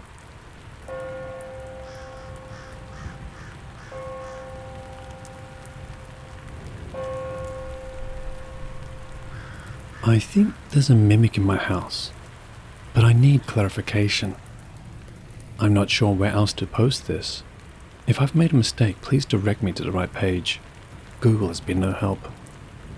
For some background, This is a fairly new house. I'm not sure if that matters, but it's only been lived in for about 6 months and never had any other strange occurrences. My boyfriend has just gone to shower whilst I was in my room, and my mum was in the kitchen cooking dinner. I heard voices coming from the bathroom, which is right next to my bedroom, and I assumed he'd been watching videos on his phone whilst showering. My mum yells out, "Are you two showering together?" And I reply, "No." I walk out my door and ask my boyfriend if he's on his phone, and he says no. He gets out of the shower and asks who kept knocking on the bathroom door, and both my mum and I are confused. No one knocked on his door. He then told us he thought my mum knocked on the door of the bathroom and asked, "Who was that you were talking to?" right outside the door. He called out to me after he heard this and asked if my mum was talking to me or him. She was in the kitchen the whole time and had only yelled out after she heard a female talking. So my boyfriend thought it sounded like my mum talking, and my mum said it sounded like me. I can't exactly recall what or who the voice sounded like, just I know it was a woman. We're all a little freaked out, so I turned to Google about it, and no help. Can mimics sound like 3 different people at once to different people? Or could it have been something else? Edit. I wanted to add, we'd just visited my boyfriend's parents' house the day prior, who have quite a lot of spiritual activity.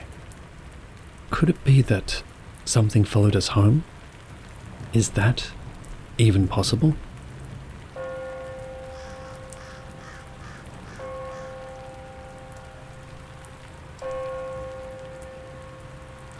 This happened a couple of months ago. My brother and I had recently started rewatching The Sopranos and were hooked all over again. We'd often marathon watch episodes and even test each other on the silliest little things like what colour undershirt Tony was wearing, or what colour shoes Paulie's wearing. You know, silly little things like that. It became our weekend ritual, something that kept our sibling bond strong amidst our otherwise hectic lives. The particular Saturday in question, my brother decided to head out to a friend's birthday party. Initially, I thought about tagging along, but I couldn't tear myself away from the TV long enough to stop watching The Sopranos. Plus, I kind of enjoyed the thought of having the living room all to myself. About an hour into my binge session, as the tension in the episode was peaking, I heard my brother's voice calling me from the kitchen. "Hey, come check this out." He yelled, his tone excited and a bit impatient, just like when he thought he discovered something I didn't catch. At that moment, it didn't strike me as odd. It felt right, almost comforting, that he'd want me to discuss a plot twist. I paused the show and walked into the kitchen, expecting to see him maybe standing by the fridge with a triumphant grin he gets when he's got something good to share. But the kitchen was dark, illuminated only by the streetlight filtering through the small window. The eerie emptiness started to sink in, and a shiver ran down my spine as I stood there, rooted in confusion. Shaking it off, I texted him, playfully accusing him of trying to prank me while out with friends. Moments later, my phone buzzed with his response. "I'm out right now. What are you talking about?" That's when the chill really hit me. I knew he was out, consciously understood it, and yet the voice I heard was unmistakably his. For the rest of the night, I tried to rationalize what happened. Maybe I was just so entrenched in the storyline that I imagined it. Or perhaps the show was getting to me more than I thought. But the experience left me unnerved. Then I started piecing things together, remembering those odd occasions when I thought I heard footsteps in the hall, or the faint sound of conversation when no one was home. It all seemed innocuous before, but now it felt different, more sinister. So each time I find myself alone in the living room now, there's this underlying tension, It's hard to ignore. My brother jokes that I should write a story about it. Maybe turn our house into the next horror movie plot. But deep down, I can't shake the feeling that maybe it's not all in my head. Maybe there is something in our house watching me in the silence. Each time I hear something out of place, I remind myself it might be just this old house playing tricks. But then again, maybe it's something more.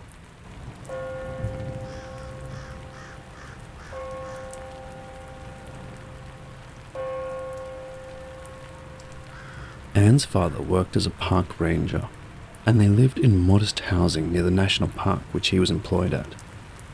She never knew how old the house was, but she always had an uneasy feeling, as if she was being watched there, never truly alone.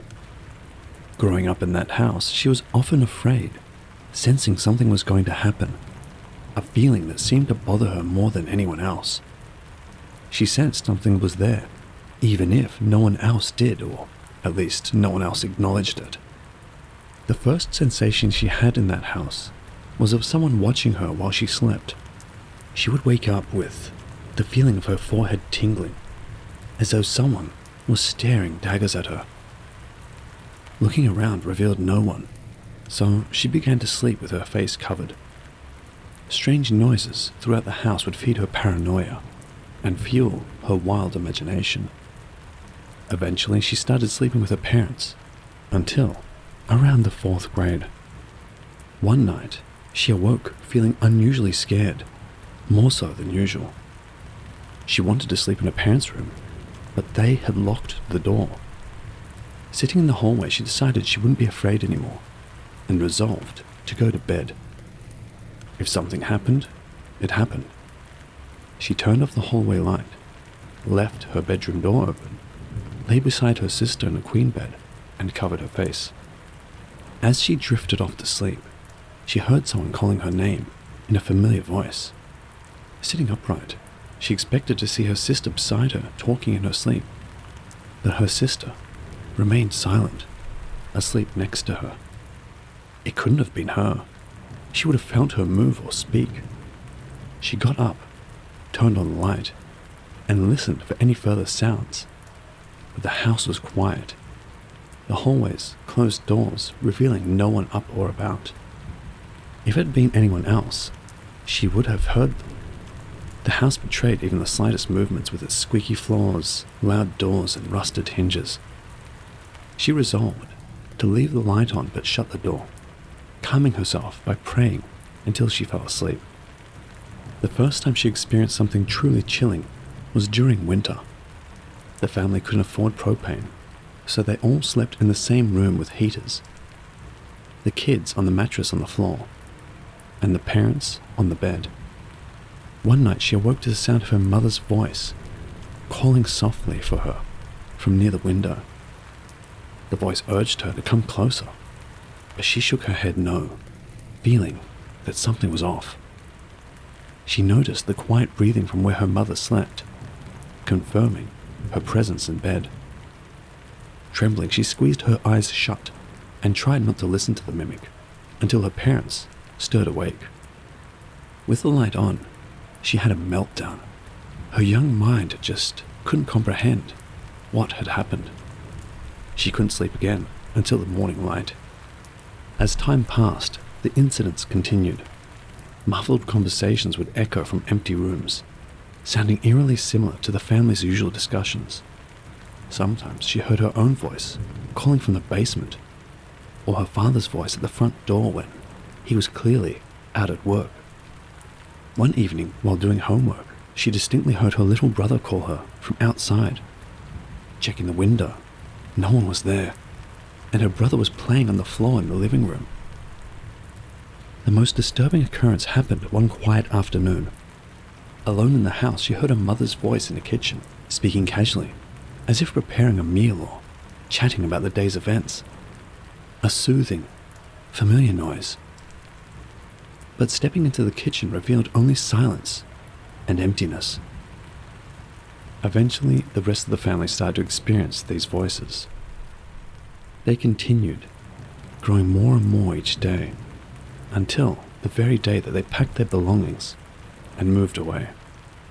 All occurrences of voices being mimicked ceased once they settled into their new home.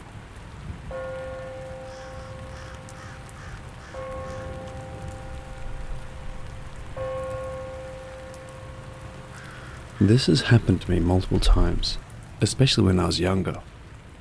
But every now and then it happens again. It used to be my father's voice, but now it has switched to my child's voice. I remember one incident from when I was younger, hearing my father shout my name in a rage, as if I was in trouble for something. This was unusual because it was 5:30 a.m. I got up in a panic to see what I had done wrong, only to find the house silent. I went to check on my father, gingerly opening his bedroom door, only to find him dead asleep and snoring loudly. My blood ran ice cold, and I hurriedly went back to bed, figuring it must have just been an ultra-realistic dream. I heard his voice call my name numerous times around the house, only to find that he was either asleep, watching TV, or not in the house at all. Recently, my child has moved into his own room. I've heard him speak several times, except it's never actually him. It even happened while he's sitting right next to me. I've heard his voice, asked him to repeat himself because I didn't quite catch what he said, only for him to tell me he never said anything at all. Oddly enough, this has never happened whilst I've been directly looking at the person whose voice I'm hearing.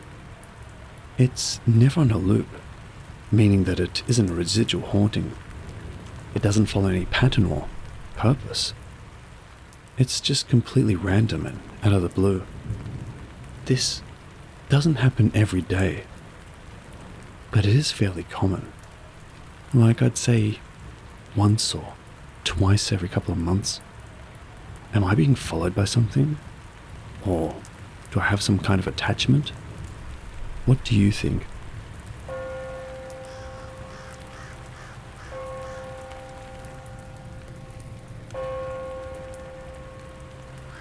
So basically, my house is haunted to some degree.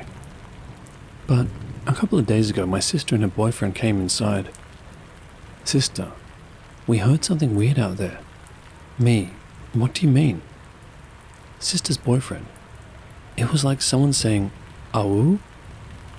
Like a dog howling, so I did it back. And it did it back to me. Fast forward to today. Literally maybe an hour ago, I'm outside calling my cat to come in because where we live, we have a lot of coyotes. And I didn't want him staying outside all night until he gets bigger. I'm standing there calling him. Echo, Echo. And a couple of yards away from me, I hear what sounds like a person say, meow. I'm not entirely up to date on my knowledge of demons or spirits, but I've heard of mimic demons pretending to be humans and mimicking their voices. But this voice wasn't somebody I recognized. Any thoughts?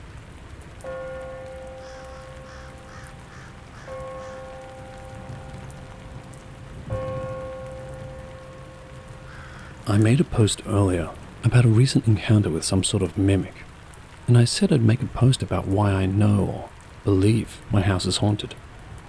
Instance 1. I was probably like 13 at the time.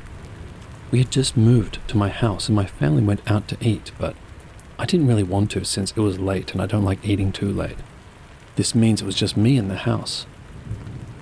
I was sitting down on the sofa with my cat, watching a movie, when, out of nowhere, I heard a man's voice behind me say, "Here, kitty, kitty." My cat didn't seem to acknowledge it any, but I heard it clear as day, and when I turned around, nobody was anywhere to be found. Instance 2.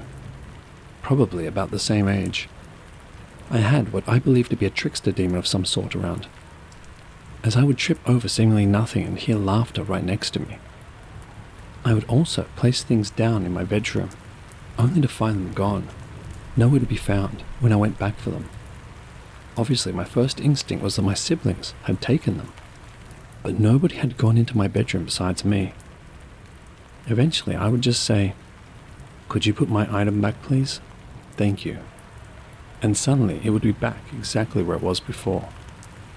Instance 3, probably about a year or two later, so I was maybe 14 or 15. I was going to go up to the mountains behind my house for a hike, but it was dry season, so all the prickly bushes and such were all over the hill. So I turned around to go back home. As I'm walking back home, I hear indistinct talking, and then what sounds like somebody muttering through a megaphone. It sounded like they were right in front of my house. Definitely would have been heard from inside, so I ran inside and asked my mother what the noise was. What noise?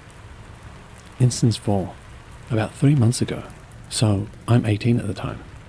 My grandfather had gotten sick in another country and wasn't doing too great. My mother had this weird feeling that he was lost. I had gone into the den of my house and started pacing a little bit because I have anxiety, and that's what helps me not panic. As I'm walking, I see out of the corner of my eye somebody following me. Feet behind mine. Glimpses of a face when I turn. But only ever out of the corner of my eye. Never in full sight. Instance 5. About a week ago, actually. My mother, sister and I, coincidentally the only people in my house that believe in the supernatural, were standing near the fireplace, talking about whether or not my mother was going to buy my grandfather's ashes from the funeral home in another country. All of a sudden, we heard a very loud bang on the wall, and my mother's mailbox, where she keeps letters and bills and such, fell to the floor. It was nailed into the wall. The only things that fell out were her checkbook, a pen, and a few old credit cards. Guess my grandfather really wanted her to pay for him.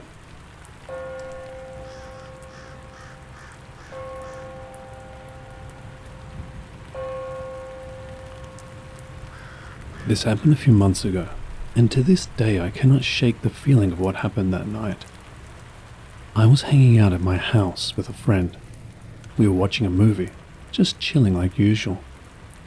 At one point my friend decided to get up and head to the bathroom. Nothing weird, right? But then something really strange happened. As soon as my friend left the room, I heard his voice. But it wasn't coming from the bathroom. It was coming from outside, loud enough for me to hear clearly. At first, I thought maybe he was talking to someone through the window, but I figured that didn't make sense. So I got up and walked toward the window to see what was going on. And that's when I saw his face, right there, smiling at me from the window. It was so clear. I froze for a second, staring at him through the glass. I didn't know how to process what I was seeing because just seconds earlier, he had been walking towards the bathroom. There was no way he could have gotten to the window that quickly. I was freaked out, but I brushed it off as my mind playing tricks on me. After all, I had just seen him leave, right? So I turned away from the window and tried to calm down.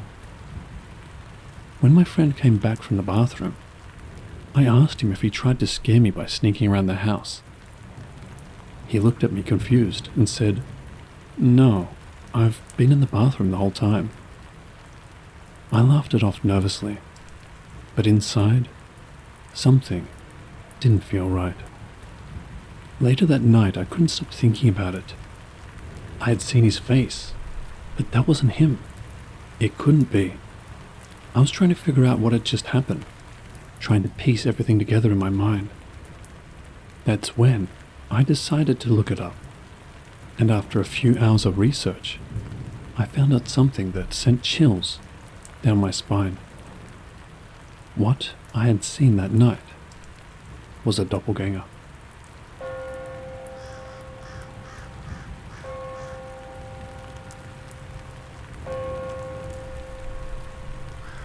I'm starting to think my elderly mother isn't losing her mind after all.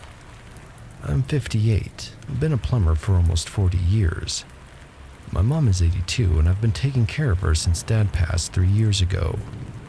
She's got some health issues, but mentally she's always been sharp as a tack. Until recently I thought maybe that was starting to change. About 6 weeks ago I stopped by her house after work like I do most days. I let myself in with my key and found her in the kitchen looking upset. She asked me why I had left so abruptly earlier and whether she had done something to make me angry. I had no idea what she was talking about. I told her I hadn't been there earlier, that I was coming straight from a job site. She got this hurt look on her face and insisted that I had stopped by around lunchtime. According to her, I had come in through the back door like I always do, sat at the kitchen table, and we talked about my youngest daughter's college plans. The thing is, I was installing a new water heater clear across town during lunch, had the receipts and everything. But Mom was so convinced it had happened that she started getting agitated when I tried to tell her otherwise. She said I had seemed tired and distracted, and when she offered to make me a sandwich, I had just gotten up and left without saying goodbye. That's not like me at all. Even on my worst days, I don't just walk out on my mother. I figured maybe she had been napping and had a vivid dream or something. At 82, that kind of confusion can happen. I felt terrible thinking about it, but I started wondering if this was the beginning of dementia or Alzheimer's. But for the next month, everything seemed normal. My mom was her usual self, remembered everything clearly. No more strange stories about conversations we never had. I was actually relieved and started thinking that first incident was just a fluke. Then last Tuesday it happened again, and this time it really shook me up. I had spent the day working a complete bathroom renovation about an hour away. Didn't finish up until almost 7 and was exhausted, covered in tile dust and grout. I stopped by my mom's house to check on her before heading home to clean up. When I walked in, she was sitting in her recliner watching the news. She looked up and gave me this confused expression, like she was seeing double. She asked me why I had come back, and whether I had forgotten something. I told her I hadn't been there earlier, that I was just stopping by after work. She shook her head and said no. I had been there around 3 p.m. We had sat in the living room and I had told her all about the bathroom job I was working on. She said I had even shown her pictures on my phone of the tile work. Here's what made my blood run cold. I had taken pictures of that tile work. It was a custom pattern I was proud of, and I wanted to show a few people. But I'd taken those photos around 4 p.m., after she said this conversation happened. And I definitely hadn't been to her house. Mom insisted that during our supposed conversation, I had seemed different somehow. More formal, she said, like I was being polite to a stranger, instead of talking to my own mother. She said when she offered me coffee, I had said no thank you instead of just declining like I normally would. I tried to stay calm, but inside I was really worried. 2 incidences now, both involving detailed conversations that never happened. I was already mentally preparing to call her doctor about possible cognitive testing. Then she got up and walked over to the little table by her chair where she keeps her important things. She picked up her phone and said she wanted to show me the picture we had taken together earlier. I felt my stomach drop. We definitely hadn't taken any pictures. She pulled up her photo gallery and there it was, a selfie of me and her sitting on her couch.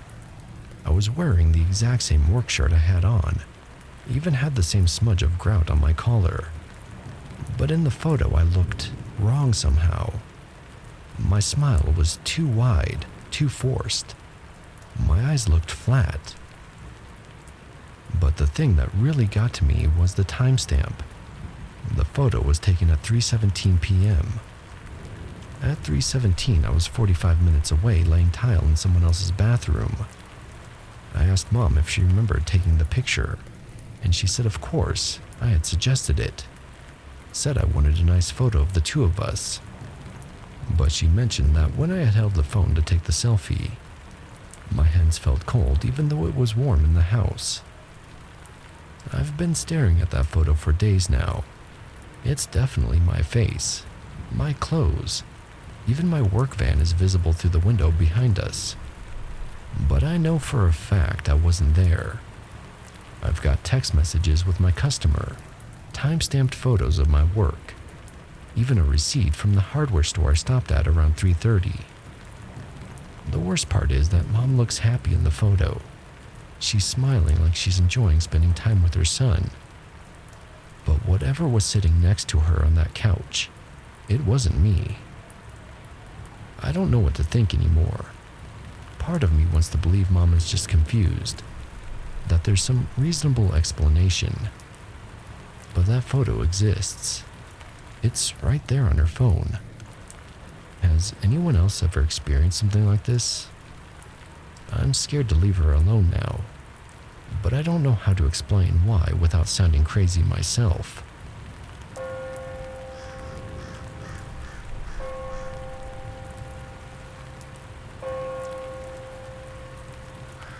To this day, this story has puzzled me to no end.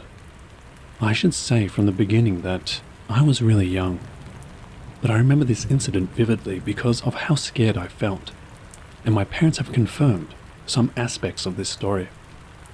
So, some background. Born and raised in Miami, 2 Honduran parents. So, being Hispanic, spiritualism and religion sort of walk hand in hand for some. I grew up in an apartment building with a huge front yard. My mother would let me play outside with our front door open because she could easily keep an eye on me. And the front yard was completely fenced, so I couldn't wander into the street. So on this particular day, I'm playing outside like any other normal day. And I remember that my mum is inside cooking. Like always, our front door is open. And I know for sure that my mum is inside. But that's when I hear it. Someone is calling out to me. I look around and I don't see anyone, so I continue to play. But then, I hear it again. Someone trying to get my attention. I look towards the end of our front yard, and behind the fence I see my mum. She's standing there, waving and smiling at me, trying to get me to go to her. I start laughing and running towards her, because here I'm thinking we were playing a game. As I'm closer to this person, something doesn't feel right. Like something is telling me not to trust this person. But I'm torn because I'm looking straight at my mother. It's her voice, her face, even the distinct white streak of hair my mum has that contrasts her jet black hair. But still, something doesn't feel right. I ask her what she's doing on the other side of the fence, and she tells me that we have to go. That I need to follow her. Now. She starts to walk towards the fence door, and I begin to follow her, almost entranced. She begins to tell me how much she loves me, and that we need to leave together. As we get closer to the fence door, she starts to tell me that I have to open it and walk out to be with her. I don't know what overcame me, but I said no. This upset my mum, and her demeanor changed. She starts to yell that I had to do it, that we needed to be together now. This scares me, and I began to cry.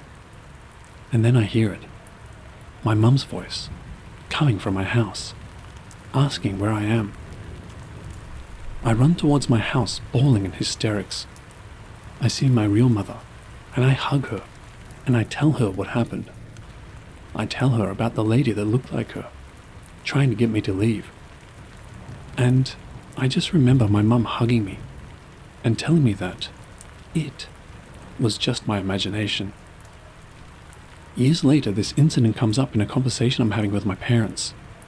and my mum is completely amazed that I remembered all of it so vividly.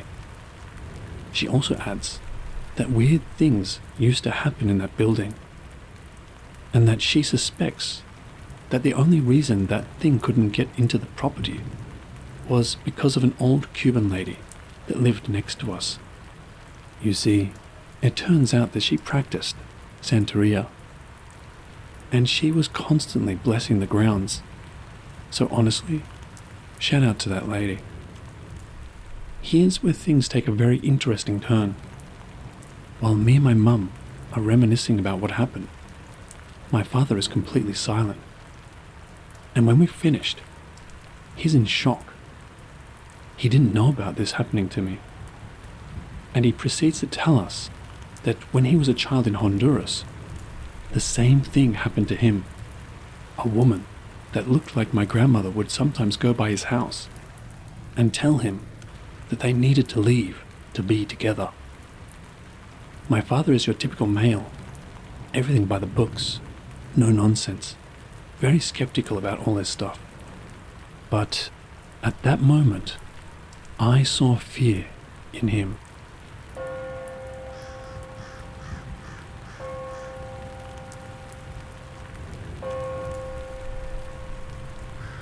I need advice because this is really starting to scare me.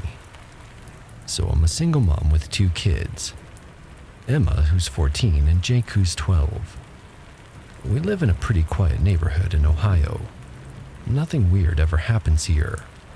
But over the past few weeks, some really strange things have been going on, and I honestly don't know what to think anymore. It started about 3 weeks ago. I work as a medical receptionist, and I had to stay late to cover for a coworker who called in sick. I texted my boyfriend Marcus to let him know I'd be home around 7 instead of 5:30 like usual. The kids get off the bus at 3:45, and they're old enough to be alone for a couple of hours. They know the rules about not opening doors and all that. When I got home that night, Emma came running up to me with this confused look on her face. She asked why I had left again when she thought I was making them snacks. I had no idea what she meant. She explained that around 4:30, right after they'd gotten settled with homework, I had come into the kitchen and started making them apple slices with peanut butter. She said I was acting weird and quiet, which she thought was because I was tired after work. But here's the thing. I was at work until almost 7. There's no way I was home making snacks. I figured maybe she was confused about the timeline or something. Kids mix up days all the time, right? But then Jake backed up her story. He said I'd been there, but I smelled different. And when he tried to hug me, I just patted his head instead of giving him a proper hug like I always do. That gave me chills, but I tried to play it off. I asked them both to really think about what day this happened, and they were adamant it was that day, right after school. Emma even showed me the apple slices in the fridge that I had supposedly cut up. They were cut the way I always do them, into thin little wedges, not thick slices like Marcus makes.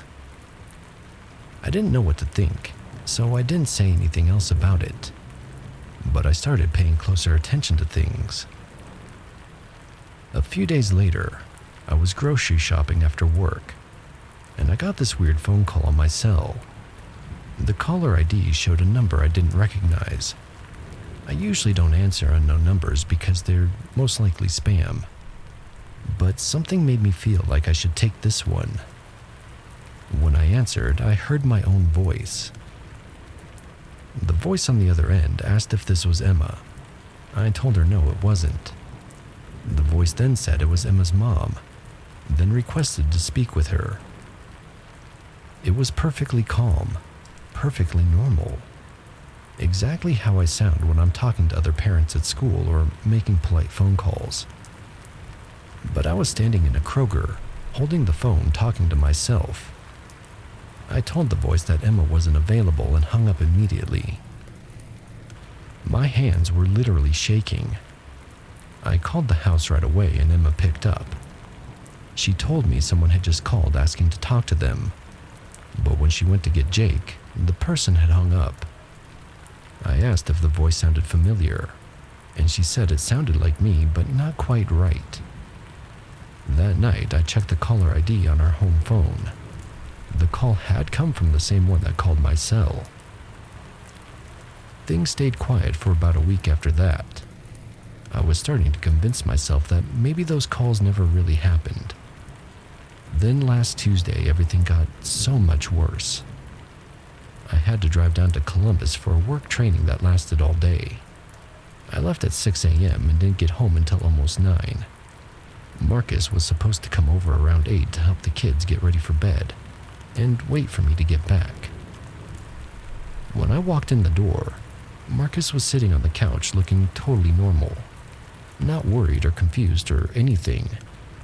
He asked me how the training went and mentioned that I had seemed pretty tired when he got there. I stared at him. I had just gotten home. We hadn't even talked. He gave me this weird look and insisted we had talked for like 20 minutes when he showed up. According to him, I told him about how the instructor was boring and made everyone do stupid role-playing exercises. I had complained about my feet hurting from my new shoes, then said I had to go take a bath. Here's the thing. The instructor was boring. We did do role-playing exercises, and my feet were absolutely killing me from the new flats I'd bought specifically for the training. But I'd just gotten home, not out of the bathroom. I tried to explain that I'd been in Columbus all day and had literally just walked through the door. He looked at me like I was having some kind of breakdown. He insisted I'd been there when he arrived at 8, looking exhausted and saying I was going to take a bath. He'd been watching TV, waiting for me to come back downstairs. I showed him my phone with the GPS tracking showing my drive home from Columbus, ending at our house at 8:47 p.m. He looked at it, looked at me, and I watched his face just drain of color. He whispered that it was impossible. He had talked to me for 20 minutes. I had known about our plans for this weekend. I had reminded him that Jake has a soccer game on Saturday. We do have plans this weekend, and Jake does have a soccer game on Saturday. Those are things I would have said. I ran upstairs to check on the kids. They were both asleep, but when I kissed Emma goodnight, she mumbled something about me wearing different clothes. I asked her what she meant, but she was already falling back asleep. Marcus stayed over that night, but he barely slept. I could hear him tossing and turning, and every time I looked over at him, he was staring at the ceiling. The next morning, he pulled me aside while the kids were getting ready for school. He'd been thinking about it all night. When he was talking to whoever that was, they knew everything.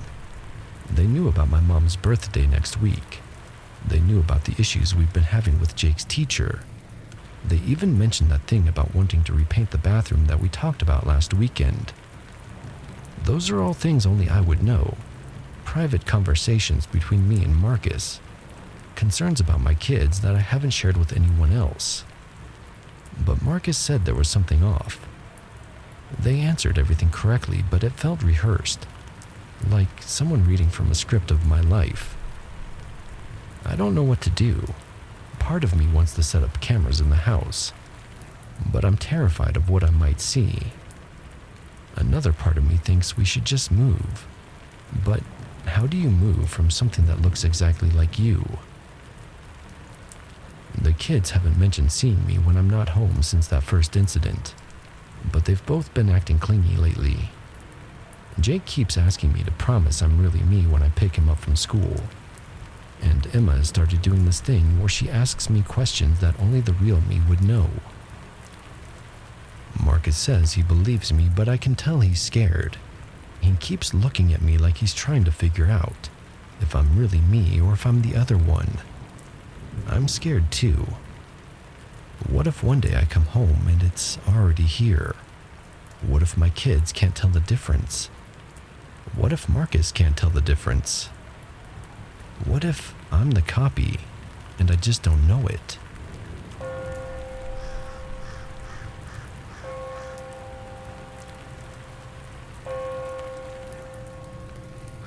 This story happened at one of my more recent job places. Sit tight. This one still gives me the chills. I worked at a boarding facility for dogs and cats. From day one, stuff was off. The first thing I noticed weird was hearing a voice right behind me, and when I turned around, seeing no one there. Understandable enough, with 20 to 70 dogs barking all around me for their lunch or playtime potty breaks. I kept disregarding these things, until one day, on top of a low kennel, a partially filled water container, like the ones you used to water plants with, flew at me. We also used them to fill water bowls. No way a dog could have hit it and sent it somehow flying horizontally at me. It missed me by an inch or so. I felt the breeze of it flying past me as I walked by, and it hit the kennel across from where it was located, hard. I knew something was up then, but still hadn't paid it much mind. Shortly after, I noticed the metal doggy doors that led from each kennel into an outside run would start swinging when I entered the kennel to clean, or for anything really. I would look at the doggy doors on both other sides. No motion from them. If I stepped out of the kennel, the door would stop swinging. Well, nothing new for me to experience weird shit. So what is one more story to add to the list, right? One day a co-worker got mad at me and called me. She said she saw me through the window and asked why I didn't go back and talk with her for a bit. I answered with the fact that I wasn't, nor had I been, anywhere near work that day. She thought I was kidding, went to the front desk to ask, and was told that no one, in fact, had been through at all for the past couple of hours. This happened 3 times with different co-workers, where they would see me from another room or yard and ask why I never stopped to talk on days I wasn't at work. This eventually progressed. I was moved up to being the bather for our location, so a lot of dog baths and loud dryers going for the pups. And I kept seeing, every time I was bathing a dog, my manager and then friend, and also the person whose voice I heard the most when no one was near me, standing by my side. She would stand there, waiting for me to turn around and turn off the dryers so I could hear her. And once I did, and turned towards her, no one was there. She would be busy with clients or not even in the building. At this point, some of us girls had already been discussing the weird shit going on. One friend and I said roughly at the same time, "Oh, the mimic? Oh, the imitator?" We looked at each other and smiled nervously. We had never talked in depth about this stuff, because, come on, how many people would even take us seriously? It turns out 2 other girls had heard or seen me or my manager more than once when we weren't there. Or it wasn't us.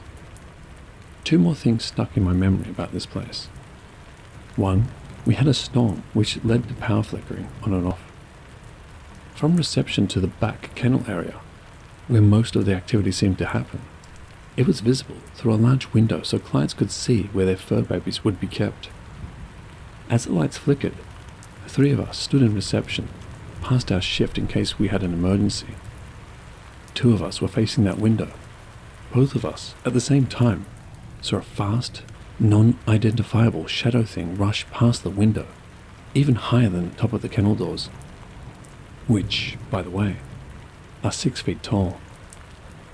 We saw this twice during the light flickers. The second thing that stuck was we had radios. We often just forgot to use them or even turn them on. One of my co-workers was outside with the daycare dogs who just play for the day, when her radio clicked. A voice she did not recognize said, "Spot's mum is here for pickup." and cut out. She went to answer, only to realize her radio wasn't on. She got that dog ready and took him to the front, where the receptionist said she didn't call for him. She didn't have any radios on either. We still don't know what it is or was we experienced, but we do know it was out of the ordinary.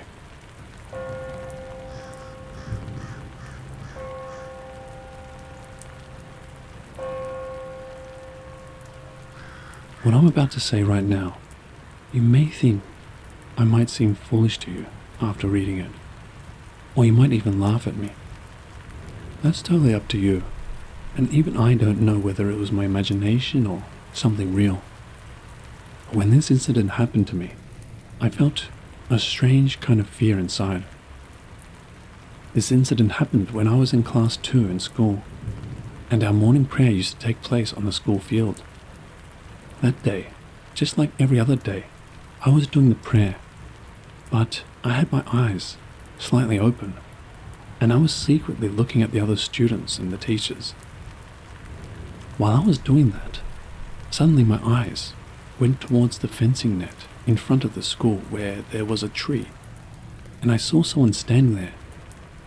Someone who looked exactly like me. I mean, a boy with my exact face was standing there and looking straight at me. At first I thought my eyes were playing tricks on me, so I quickly shut them, but when I opened them again, that boy was still standing there, staring at me. That's when I began to feel a strange kind of fear from inside, thinking, I'm standing here, but how can someone who looks exactly like me be on the other side of the fence? It felt like a duplicate version of me was there. At that moment, I felt like crying. So many thoughts ran through my mind. What's happening to me? What's going to happen next? And I closed my eyes again out of fear. And then the prayer ended, and when I opened my eyes, there was no one there anymore. After that day, I never saw him again. Now, I don't know what it was, who it was, or whether it was just my imagination. I leave it up to you to decide.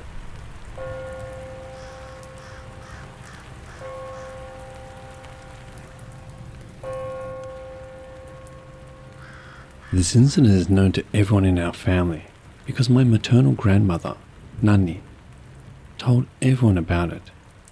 Actually, my elder grandfather, Pade Nana, used to work night shifts at a water pump and would return in the morning. Like every other day, he left for work before nightfall, and everyone at home ate dinner and went to sleep. My grandmother's house was kind of like an old bungalow, and the entire extended family lived together there. That night, after everyone had eaten and gone to bed, my elder grandmother, Pade Nanni, suddenly heard my grandfather's voice from outside the window. He was saying, "Come outside. I need to go to the toilet." My elder grandmother's bed was right next to the window. She woke up from sleep and started heading outside. At that moment, my grandmother, my mother's mother, noticed what was happening. She had heard everything too and immediately stopped my elder grandmother and asked, "Where are you going?" My elder grandmother replied, "Pulin is calling me." Pulin was my elder grandfather's name. After hearing this, my grandmother told her, "How can Pulin be here in the middle of the night to call you? He's not at home. Go back to sleep. Don't go outside." So my elder grandmother didn't go out. My grandmother didn't let her. The next morning, everyone began talking and speculating that maybe the spirit of Rana's deceased mother had come to call my elder grandmother. You see, that same day, the mother of a boy named Rani, who lived on the other side of the jungle behind my grandmother's house, had passed away. And that night, strange sounds were heard, as if bamboo trees were cracking loudly in the jungle. In Assamese, we call that Cthulhu, a supernatural omen. Now, I'd also like to add another incident that happened before this one. According to my father, a similar thing had happened with my elder maternal uncle, Bade Mama, Jintu.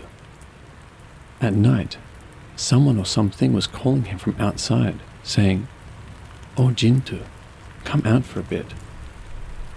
The voice sounded eerie, like the voice of someone who had been hanged to death.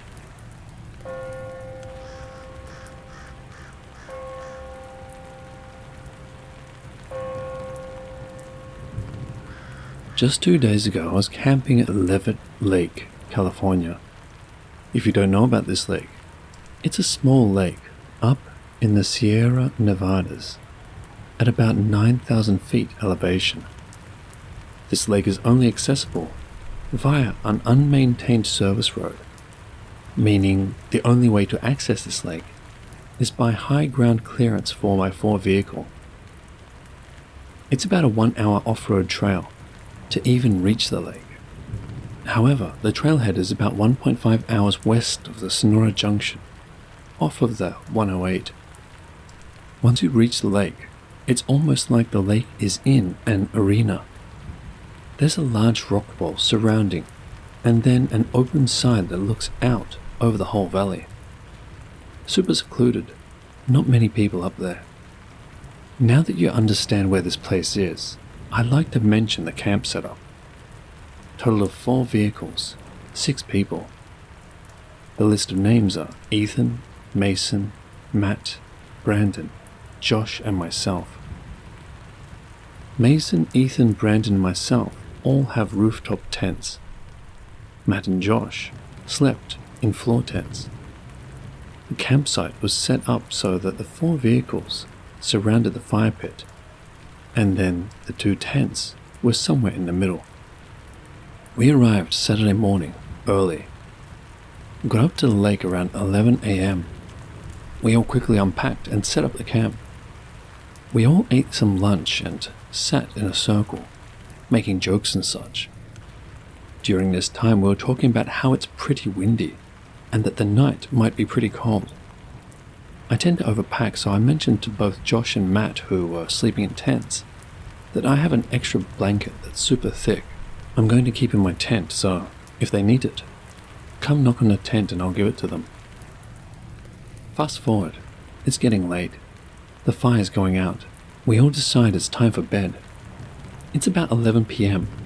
We crawl into our tents and it feels like within minutes the wind starts picking up. And I mean really picking up. This felt like I was in a hurricane. I could feel my truck shaking pretty good from this. I managed to get myself to fall asleep. At around 1:30 to 2 a.m., I wake up super suddenly, and I hear my friend Matt whispering my name. I've heard this guy whisper my name before. I'm 110% positive I heard this, but it didn't feel right. I didn't see any flashlight or anything, and there was no knocking. I'm awake, and I tell myself, if it's him, he'll say my name again or knock. A couple of minutes go by. Nothing but super violent wind slapping my tent around. I'm confused, a little scared, but I brush it off. Maybe it's my imagination and I just woke up from a dream. It takes a minute, but I manage to get myself to nod off again. At about 3 a.m., I'm woken up by this wind. It was like the wind doubled. The rainfly in my tent was slapping so hard I couldn't believe it. As I sat there for about 5 minutes, contemplating if I should get out and remove it, I hear my friend Ethan call my name. Not a yell, not a whisper, super calm, like when we're sitting at the fire and he's trying to get my attention. Just a normal Alec. My heart stops. I don't know why, but just deep down, I know there's no way my friend at 3 a.m., hurricane force winds, is going to call my name, especially not in that manner. I sat there, paralyzed. Within a minute, I hear my other friend Mason say, "Oh, he's got that shit on." My mind shifts. Something in my head made a connection. The rain fly. Maybe they were both outside attempting to remove their fly and looked over to see mine is still on. Or maybe they heard mine slapping around and were trying to figure out what the noise was. I felt at ease for a second, hearing Mason's voice, so I unzipped the window of my tent, facing their vehicles. My heart completely stopped. Pitch black. Neither one was outside. I quickly zipped my tent again and sat there for a couple of seconds. There's no way I heard them. There's just no way. Suddenly my truck moves. This wasn't the wind. The only way to describe this was a raccoon jumping on my truck bed. I have a truck bed cover on under my tent, so there is about 12 inches of space from the bottom of my tent to the top of the bed cover. It felt like this thing jumped from the rear bumper under my tent and then up onto the roof of my truck and then finally hopped onto the roof of my tent. I could literally see the incident from where I was standing. Then a huge gust of wind came and it was gone, vanished. I stayed up the rest of the night. When the sun came up, I immediately got out and confronted the friends. All three of them swear they never said my name or spoke. Ethan said he got out in the middle of the night to remove his fly, but never said a word. We all packed up and left. And now, here I am 2 days later posting this on Reddit, because I don't know what else to do. I know I heard them, or their voices at least. But if it wasn't them, what was it? What if I did open my tent, thinking it was Matt asking for that blanket? What if I responded to Ethan when he called my name? I just can't stop thinking about it. Update. So I never really thought about this till I started looking through our photos again.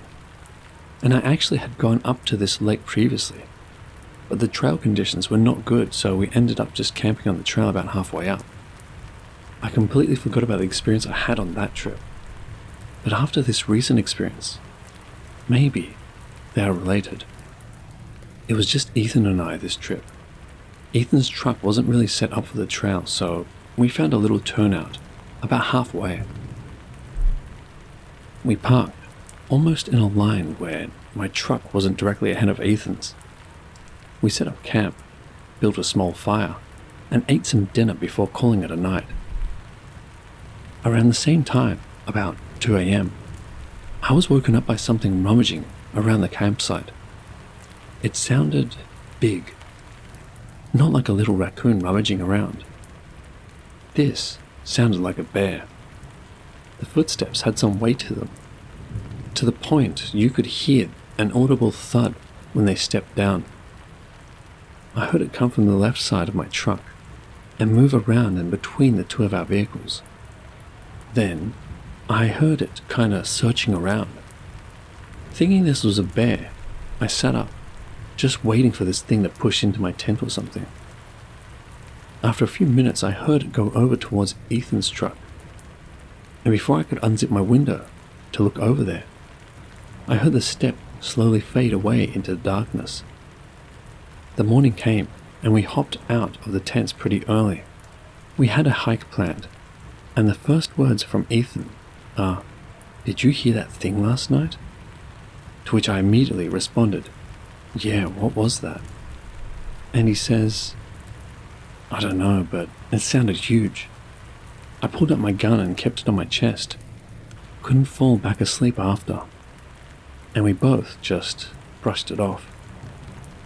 This very well could have been an animal. I do not deny this at all. I just think it's a coincidence that should be mentioned.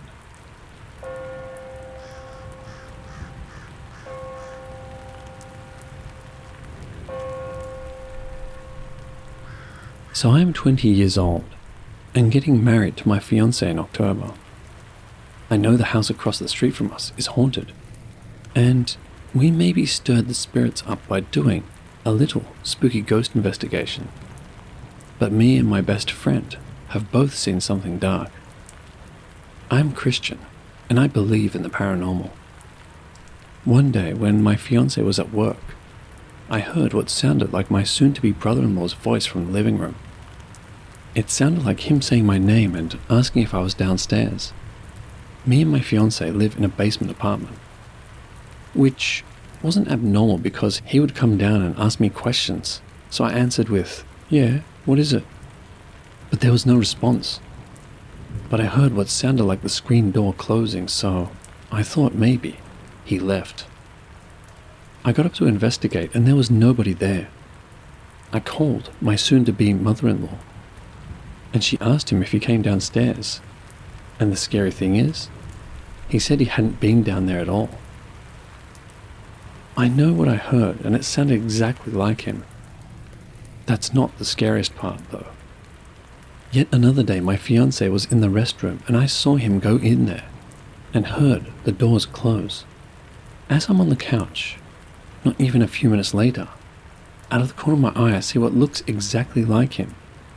Tall, grey sleep shorts and shirt, standing outside the bathroom, which, admittedly, I thought was weird, because I hadn't heard the door close.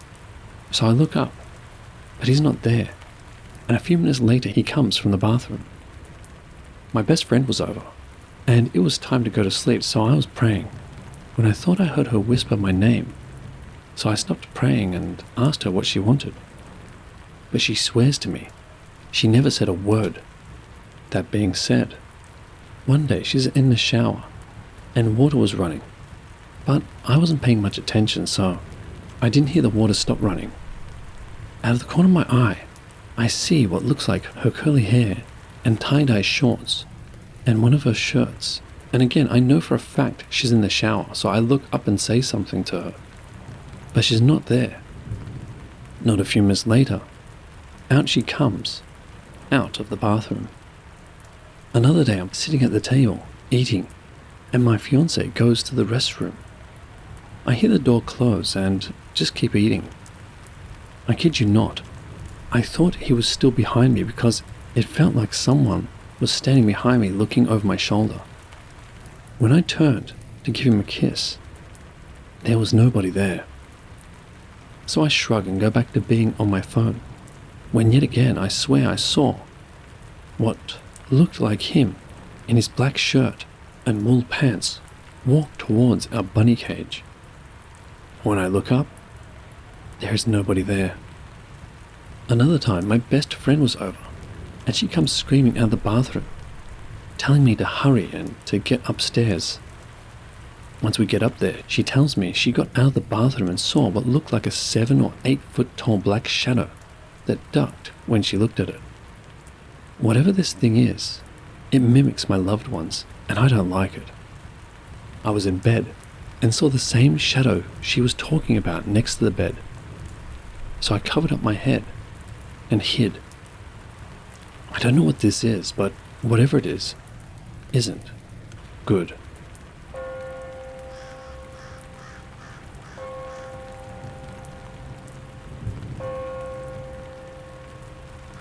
Hi guys, it's me again. Here's the update on that thing I was talking about mimicking my loved ones.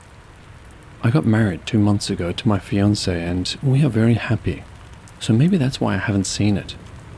But there were some things I forgot to mention that I will say now. Me and my best friend both heard what sounded like someone knocking on the basement apartment door, but not loud, just very soft. I told her it sounded like a woman's knock because we ladies tend to knock softer, and she agreed, hoping it was my husband's grandmother who died. And to be honest, I was hoping that too. I had been home alone, or at least downstairs alone anyways, and I heard what I thought was my husband coming through the door because his keys on his lanyard always jingle. So I got excited, but the longer I waited on the couch, the more I realized it was not him. I had heard it before, when I was in the bedroom, so I asked my mother-in-law about it. She said his grandfather and his uncle, now deceased, both would jingle their keys, so maybe it was them. Here is how I know I'm not crazy. My husband was on the couch with me one night when we both heard what sounded like something metal drop onto the oven and bounce off and onto the floor. But when he goes to check, he never found a thing. We do have cats, 4 to be exact, but they weren't anywhere near the stove when we heard that noise. Another time, my husband was on his computer, and I was on the couch when I saw what looked like a white piece of paper fly towards him. He turned around and said, "Did you just throw something at me?" I said, "No, I promise I didn't." So obviously he saw the same thing I did. I went to look, and yet again, there is no sign of whatever had been thrown at him anywhere on the floor. This was happening before the scarier, mimic-type stuff even happened. My mother-in-law has told me many a ghost story about not only this house, and how her and my brother-in-law saw the literal Grim Reaper, but my brother-in-law is scared to live in the house across the street due to his experience there. Lately, whatever this mimic doppelganger thing was, hasn't shown back up, and I'm hoping it stays that way. But I will tell you one last extremely scary thing. I am best friends with my ex-boyfriend's girlfriend, and she's not only an atheist, but a witch. And one day I was telling her my experience when, out of the corner of my eye, I saw an all-black face peek out from behind the big brown shelf we had there before we moved it. It had no eyes, no mouth, just an all-black face. And that was, by far, the scariest thing I had ever seen. I truly believe that thing I saw was the same thing my best friend had seen. Last part, I swear. At least a month before we got married, I was talking to my best friend after work, and she was telling me that she had heard what sounded like a man and a woman's muffled voices coming from our bedroom. When I asked what they were saying, she says she doesn't know. All she knew was that they were muffled, and most definitely a man and a woman. When I talked to my friend, the witch, about what she thought, she said, "Show me your bedroom." When I did on FaceTime, she said that she saw a little girl in the corner of my husband and I's bedroom. I said, "Do you get a good vibe or a bad one?" And she said, "Oh, bad, definitely. It's a demon attached to one of those dolls over there, the one with the red hair." You see, I recently started collecting porcelain dolls, and some are in our bedroom. Now, needless to say, I will be giving them away because I would prefer our bedroom to be a safe haven, not a demonic place, thank you. Anyways, you don't have to believe my stories. I mean, I probably sound crazy, and like a hypocrite for talking about being friends with a witch as a Christian. But I know what I have seen and heard. Now all I need is some advice. Do y'all really think it's gone? Or will it come back?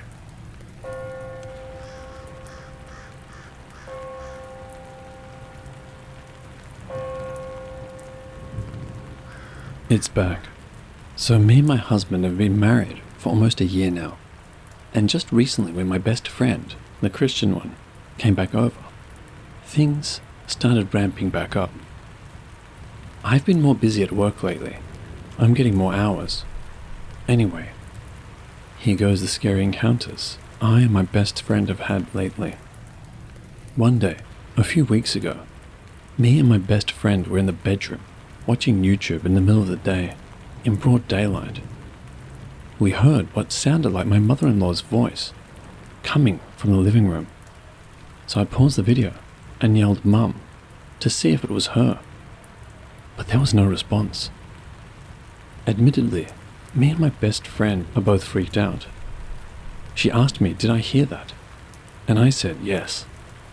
I also heard my husband's voice coming from the living room, as well as my mother-in-law's voice. She says she didn't hear his voice, only my mother-in-law's voice. I clearly heard both their voices having a conversation in the living room. We got so spooked, in fact, that we called my mother-in-law and asked her if she'd come downstairs and then went back up. She says no, we would have heard her talking to the cats downstairs. So admittedly, we're extremely freaked out at this point. Other times, she's texted me on Snapchat while I was at work, telling me she heard the basement door open and close like someone was coming into the living room. When she was hearing these noises, the door opening, my husband was at work, as was I. She now hates being alone and refuses to stay in the living room while we are out at work. She comes into the bedroom because that's where she feels safe. She says she even brought my dogs in one night to avoid hearing the voices and noises that she hears, hoping that maybe the dogs will hear what she's been hearing. There's even one point where I was in the bathroom playing music, and she was sitting in there with me just for comfort. I needed another person's presence. I got scared. My music all of a sudden stopped playing. This wasn't the first time this had happened now. Admittedly, my YouTube on my Google speaker will let me know when I'm playing too many videos and stop playing my music. But that wasn't the case this time. While listening to music, after my shower, it all of a sudden just stopped playing, and my husband even heard it happen. The funny thing is, he said, "Hey, Uncle Steve must not like that music." That's my husband's uncle. A lot of the time when these things are happening, they're harmless. The only thing that truly scared us was the fact that we both heard my mother-in-law's voice distinctly coming from the living room, as if she were having a conversation in there. But there was nobody there. I haven't seen it lately, and I don't think she has either. However, she told me that she heard footsteps on the stairs while her and I were playing Uno. Hubby wasn't even home yet. She also said she was home alone and heard footsteps on the same downstairs steps, and heard a light knocking on the door, as if a man were knocking with his knuckles. She felt comforted because she thinks it was my husband's uncle. Now that encounter isn't that scary, but here's one that's extremely creepy, and I can't explain. See, I have two dogs, Chloe and Freckles. Chloe's a lab hound mix, and Freckles is an Australian Shepherd mix. Freckles doesn't like being alone after being abandoned at the house across the street from us at a young age. So Chloe's crate is in our living room, and Freckles is in our bedroom. My best friend says that she keeps hearing noises coming from Freckles' crate when she's home alone. Keep in mind, I have a pen outside that my dogs stay in at night most of the time, so they get exercise. So there's no way it was my girl Freckles because she was outside. Well, a night after, I'll from here on refer to my best friend as F. F and I were in the bedroom, and we were just goofing off, screaming, etc. I hear rustling, and what sounds like my dog shaking herself off in the crate. So obviously I looked down and I knew that she wasn't inside, but I still go to look. F looks at me and said, "What?" I said, "Remember you said you were hearing noises from Freckles' crate?" Well, I just heard the same thing. It literally sounded like something was inside my dog's crate, like moving around and shaking the crate. Another story F told me that freaked her out is when she heard what sounded like me whispering her name from the top of the stairs. When she reached the top, I wasn't there. And when she reached the top, I wasn't there. Last two things, I promise. So I have this Native American porcelain doll in our bedroom, and F's air mattress is right beside the shelf the dolls sit on. One night she tells me she saw the same doll leaning over her. Now, I feel comfortable around this doll, like she's protecting me. I also love listening to Native American flute music and rain to sleep. I have Cherokee in my blood. So the doll never scares me. But she is afraid of that doll now.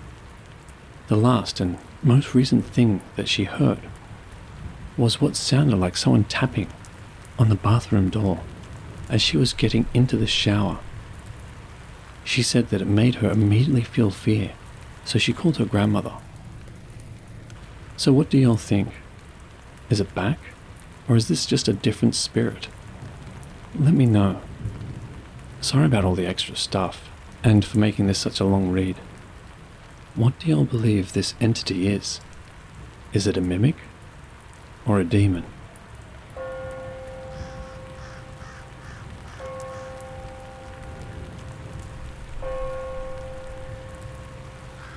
Let me preface this by saying me and F had this ongoing joke about whenever something happened we couldn't explain or just we did something goofy in general, we would say, "Oh, that's just Max," and continue on with our day. But when I got this ghost app, we found out that we may have conjured up a real ghost named Max. When we first used the app, it sounded like a growl noise, and I threw my phone. When we continued using the app, I saw a black shadow person go by the window twice, and it freaked me out. But this only happened when F and I were using it alone. Another freaky thing was, I was trying to calm F down, so I told her it was spitting out random words. It said no. So apparently yes, the app does work. Last thing involving the app, then on to the scarier stuff. I was watching Supernatural with F when the app said scared, so I turned it to call the midwife and paused it. The app said thanks, and then van. In the scene I had paused it on, the midwives were getting out of a van. Now, on to more spooky stuff. So the first thing F told me was this. She had left the bathroom after taking a shower and was going back to the bathroom to change, and saw a black face out of the corner of her eye, above the shelf beside the couch. When she turned to look at it, it ducked behind the wall. We were on the couch watching Supernatural, and she felt a hand on her shoulder. She slept in the same room as me and my husband because she said it scared her and made her not want to sleep alone. We both heard the whimpering and rustling sound coming from Freckles' crate, but I didn't hear it the first time. After a few minutes, I finally heard what she was talking about, so we said a prayer. One night, when she was sleeping on the air mattress after my husband and I fell asleep, she was almost asleep when she heard a male voice hum in her ear. My cat, Salem, our oldest cat, she was meowing in the kitchen. Right after she got done meowing, I heard what sounded like an old man or a man's voice copying her meow.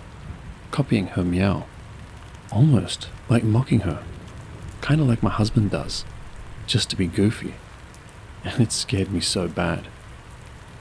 We were riding around in this golf cart-like thing we have at our house, and I saw a black shadow on the ground, on all fours like a dog.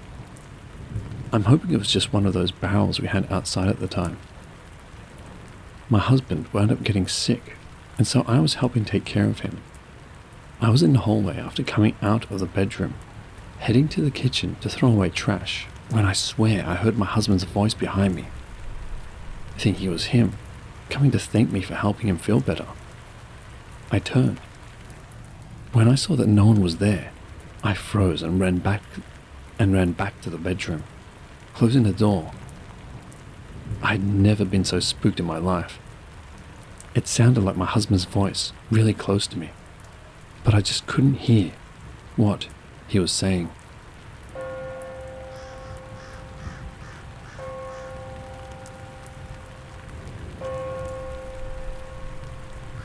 So, the mimic thing seems to have not left at all. Here are mine and my best friend F's accounts. F was lying awake around 12 a.m. She doesn't know the exact time, and she heard Freckles' crate rattling like she was shaking her fur. F heard that 2 times, a few minutes apart. She heard the basement door open and shut around 1 a.m. that same night, and she thought it was my husband going upstairs or something. But he said he never went upstairs. F heard what sounded like me breathing beside her when she was in our room alone, and I was napping in the living room. Freckles wasn't in there either. It was just F. And then she heard a male voice whisper, "Hey," to her in the bedroom while I was about to walk out. My husband got sick and had a bad fever, so I was taking care of him. When he felt better, I fed him and was walking back into the living room when I heard what sounded like my husband's voice saying something I couldn't quite hear. So I turned around, and no one was there. I froze and ran back to that bedroom so fast. We were sitting upstairs after having made our food and waiting for it to cook. F was on the love seat and I was in my mother-in-law's chair, and I looked up and saw what looked like a black shadow standing next to my father-in-law's chair. When I looked up again, a few seconds later, it looked like it was sitting in the chair. Another time, whilst we were upstairs, F says she felt a hand touch her shoulder. I was downstairs feeding my husband because he was hungry but had a headache, and she kept telling me to come see her upstairs because she had gotten spooked. She said it felt like a man's hand. There was that time again when I was going past the hallway upstairs, and it looked like a grey person walking towards me via the hallway. I remember being in the kitchen, and I heard what sounded like F saying, "Hello." So I turned to look down the hallway, but nobody was there. I thought it could have been the YouTube video on TV, but it sounded exactly like F.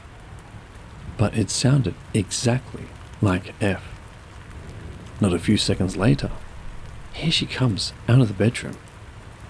I have heard the downstairs door close while in the bathroom and thought my husband was home. I opened the door to check, and no, he wasn't. I was in the kitchen and saw what looked like my mother-in-law's passed away chihuahua walking towards me. That one isn't as scary. I was coming towards the bathroom to use the restroom, and I saw a white-grey shadow at the bedroom door out of the corner of my eye, just standing there.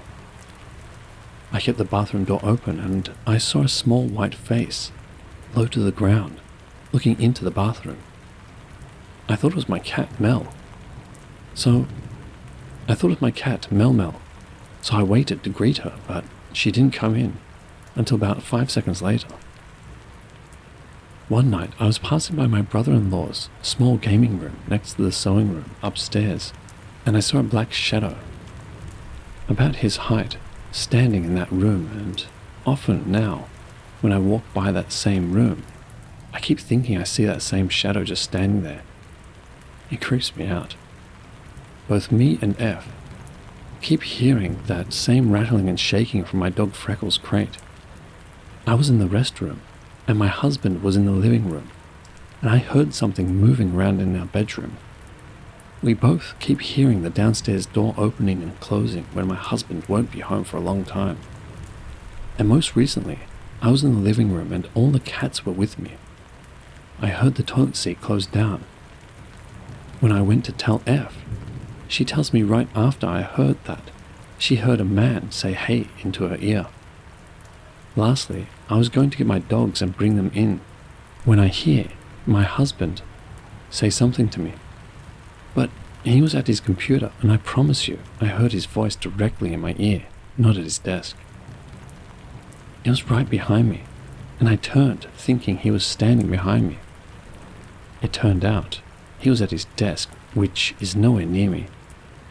So unfortunately, the mimic has now started mimicking my dog in her crate when my dog isn't even inside. It's feeling slightly darker than before. Mimicking my dog is scaring us. Oh, and one more encounter. My best friend and I were sharing the air mattress, goofing off at like 3 a.m. And she tells me she heard a giggle outside the window. What should I do? You don't have to believe me, but I promise you, every word I'm typing is true. Edit.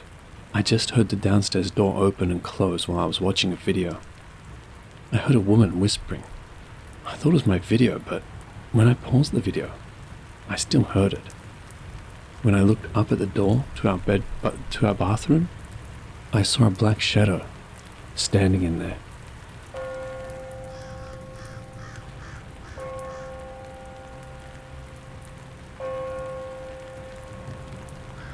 Hello, watchers and listeners.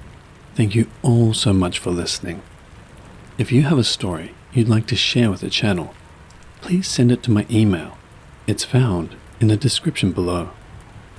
If you'd like to support the channel memberships are now available, with custom badges and emojis. Only one tier at the moment, but more will be added soon, with more perks. So, feel free to check that out if that sounds interesting to you. And, as always, the biggest thank you to all of you.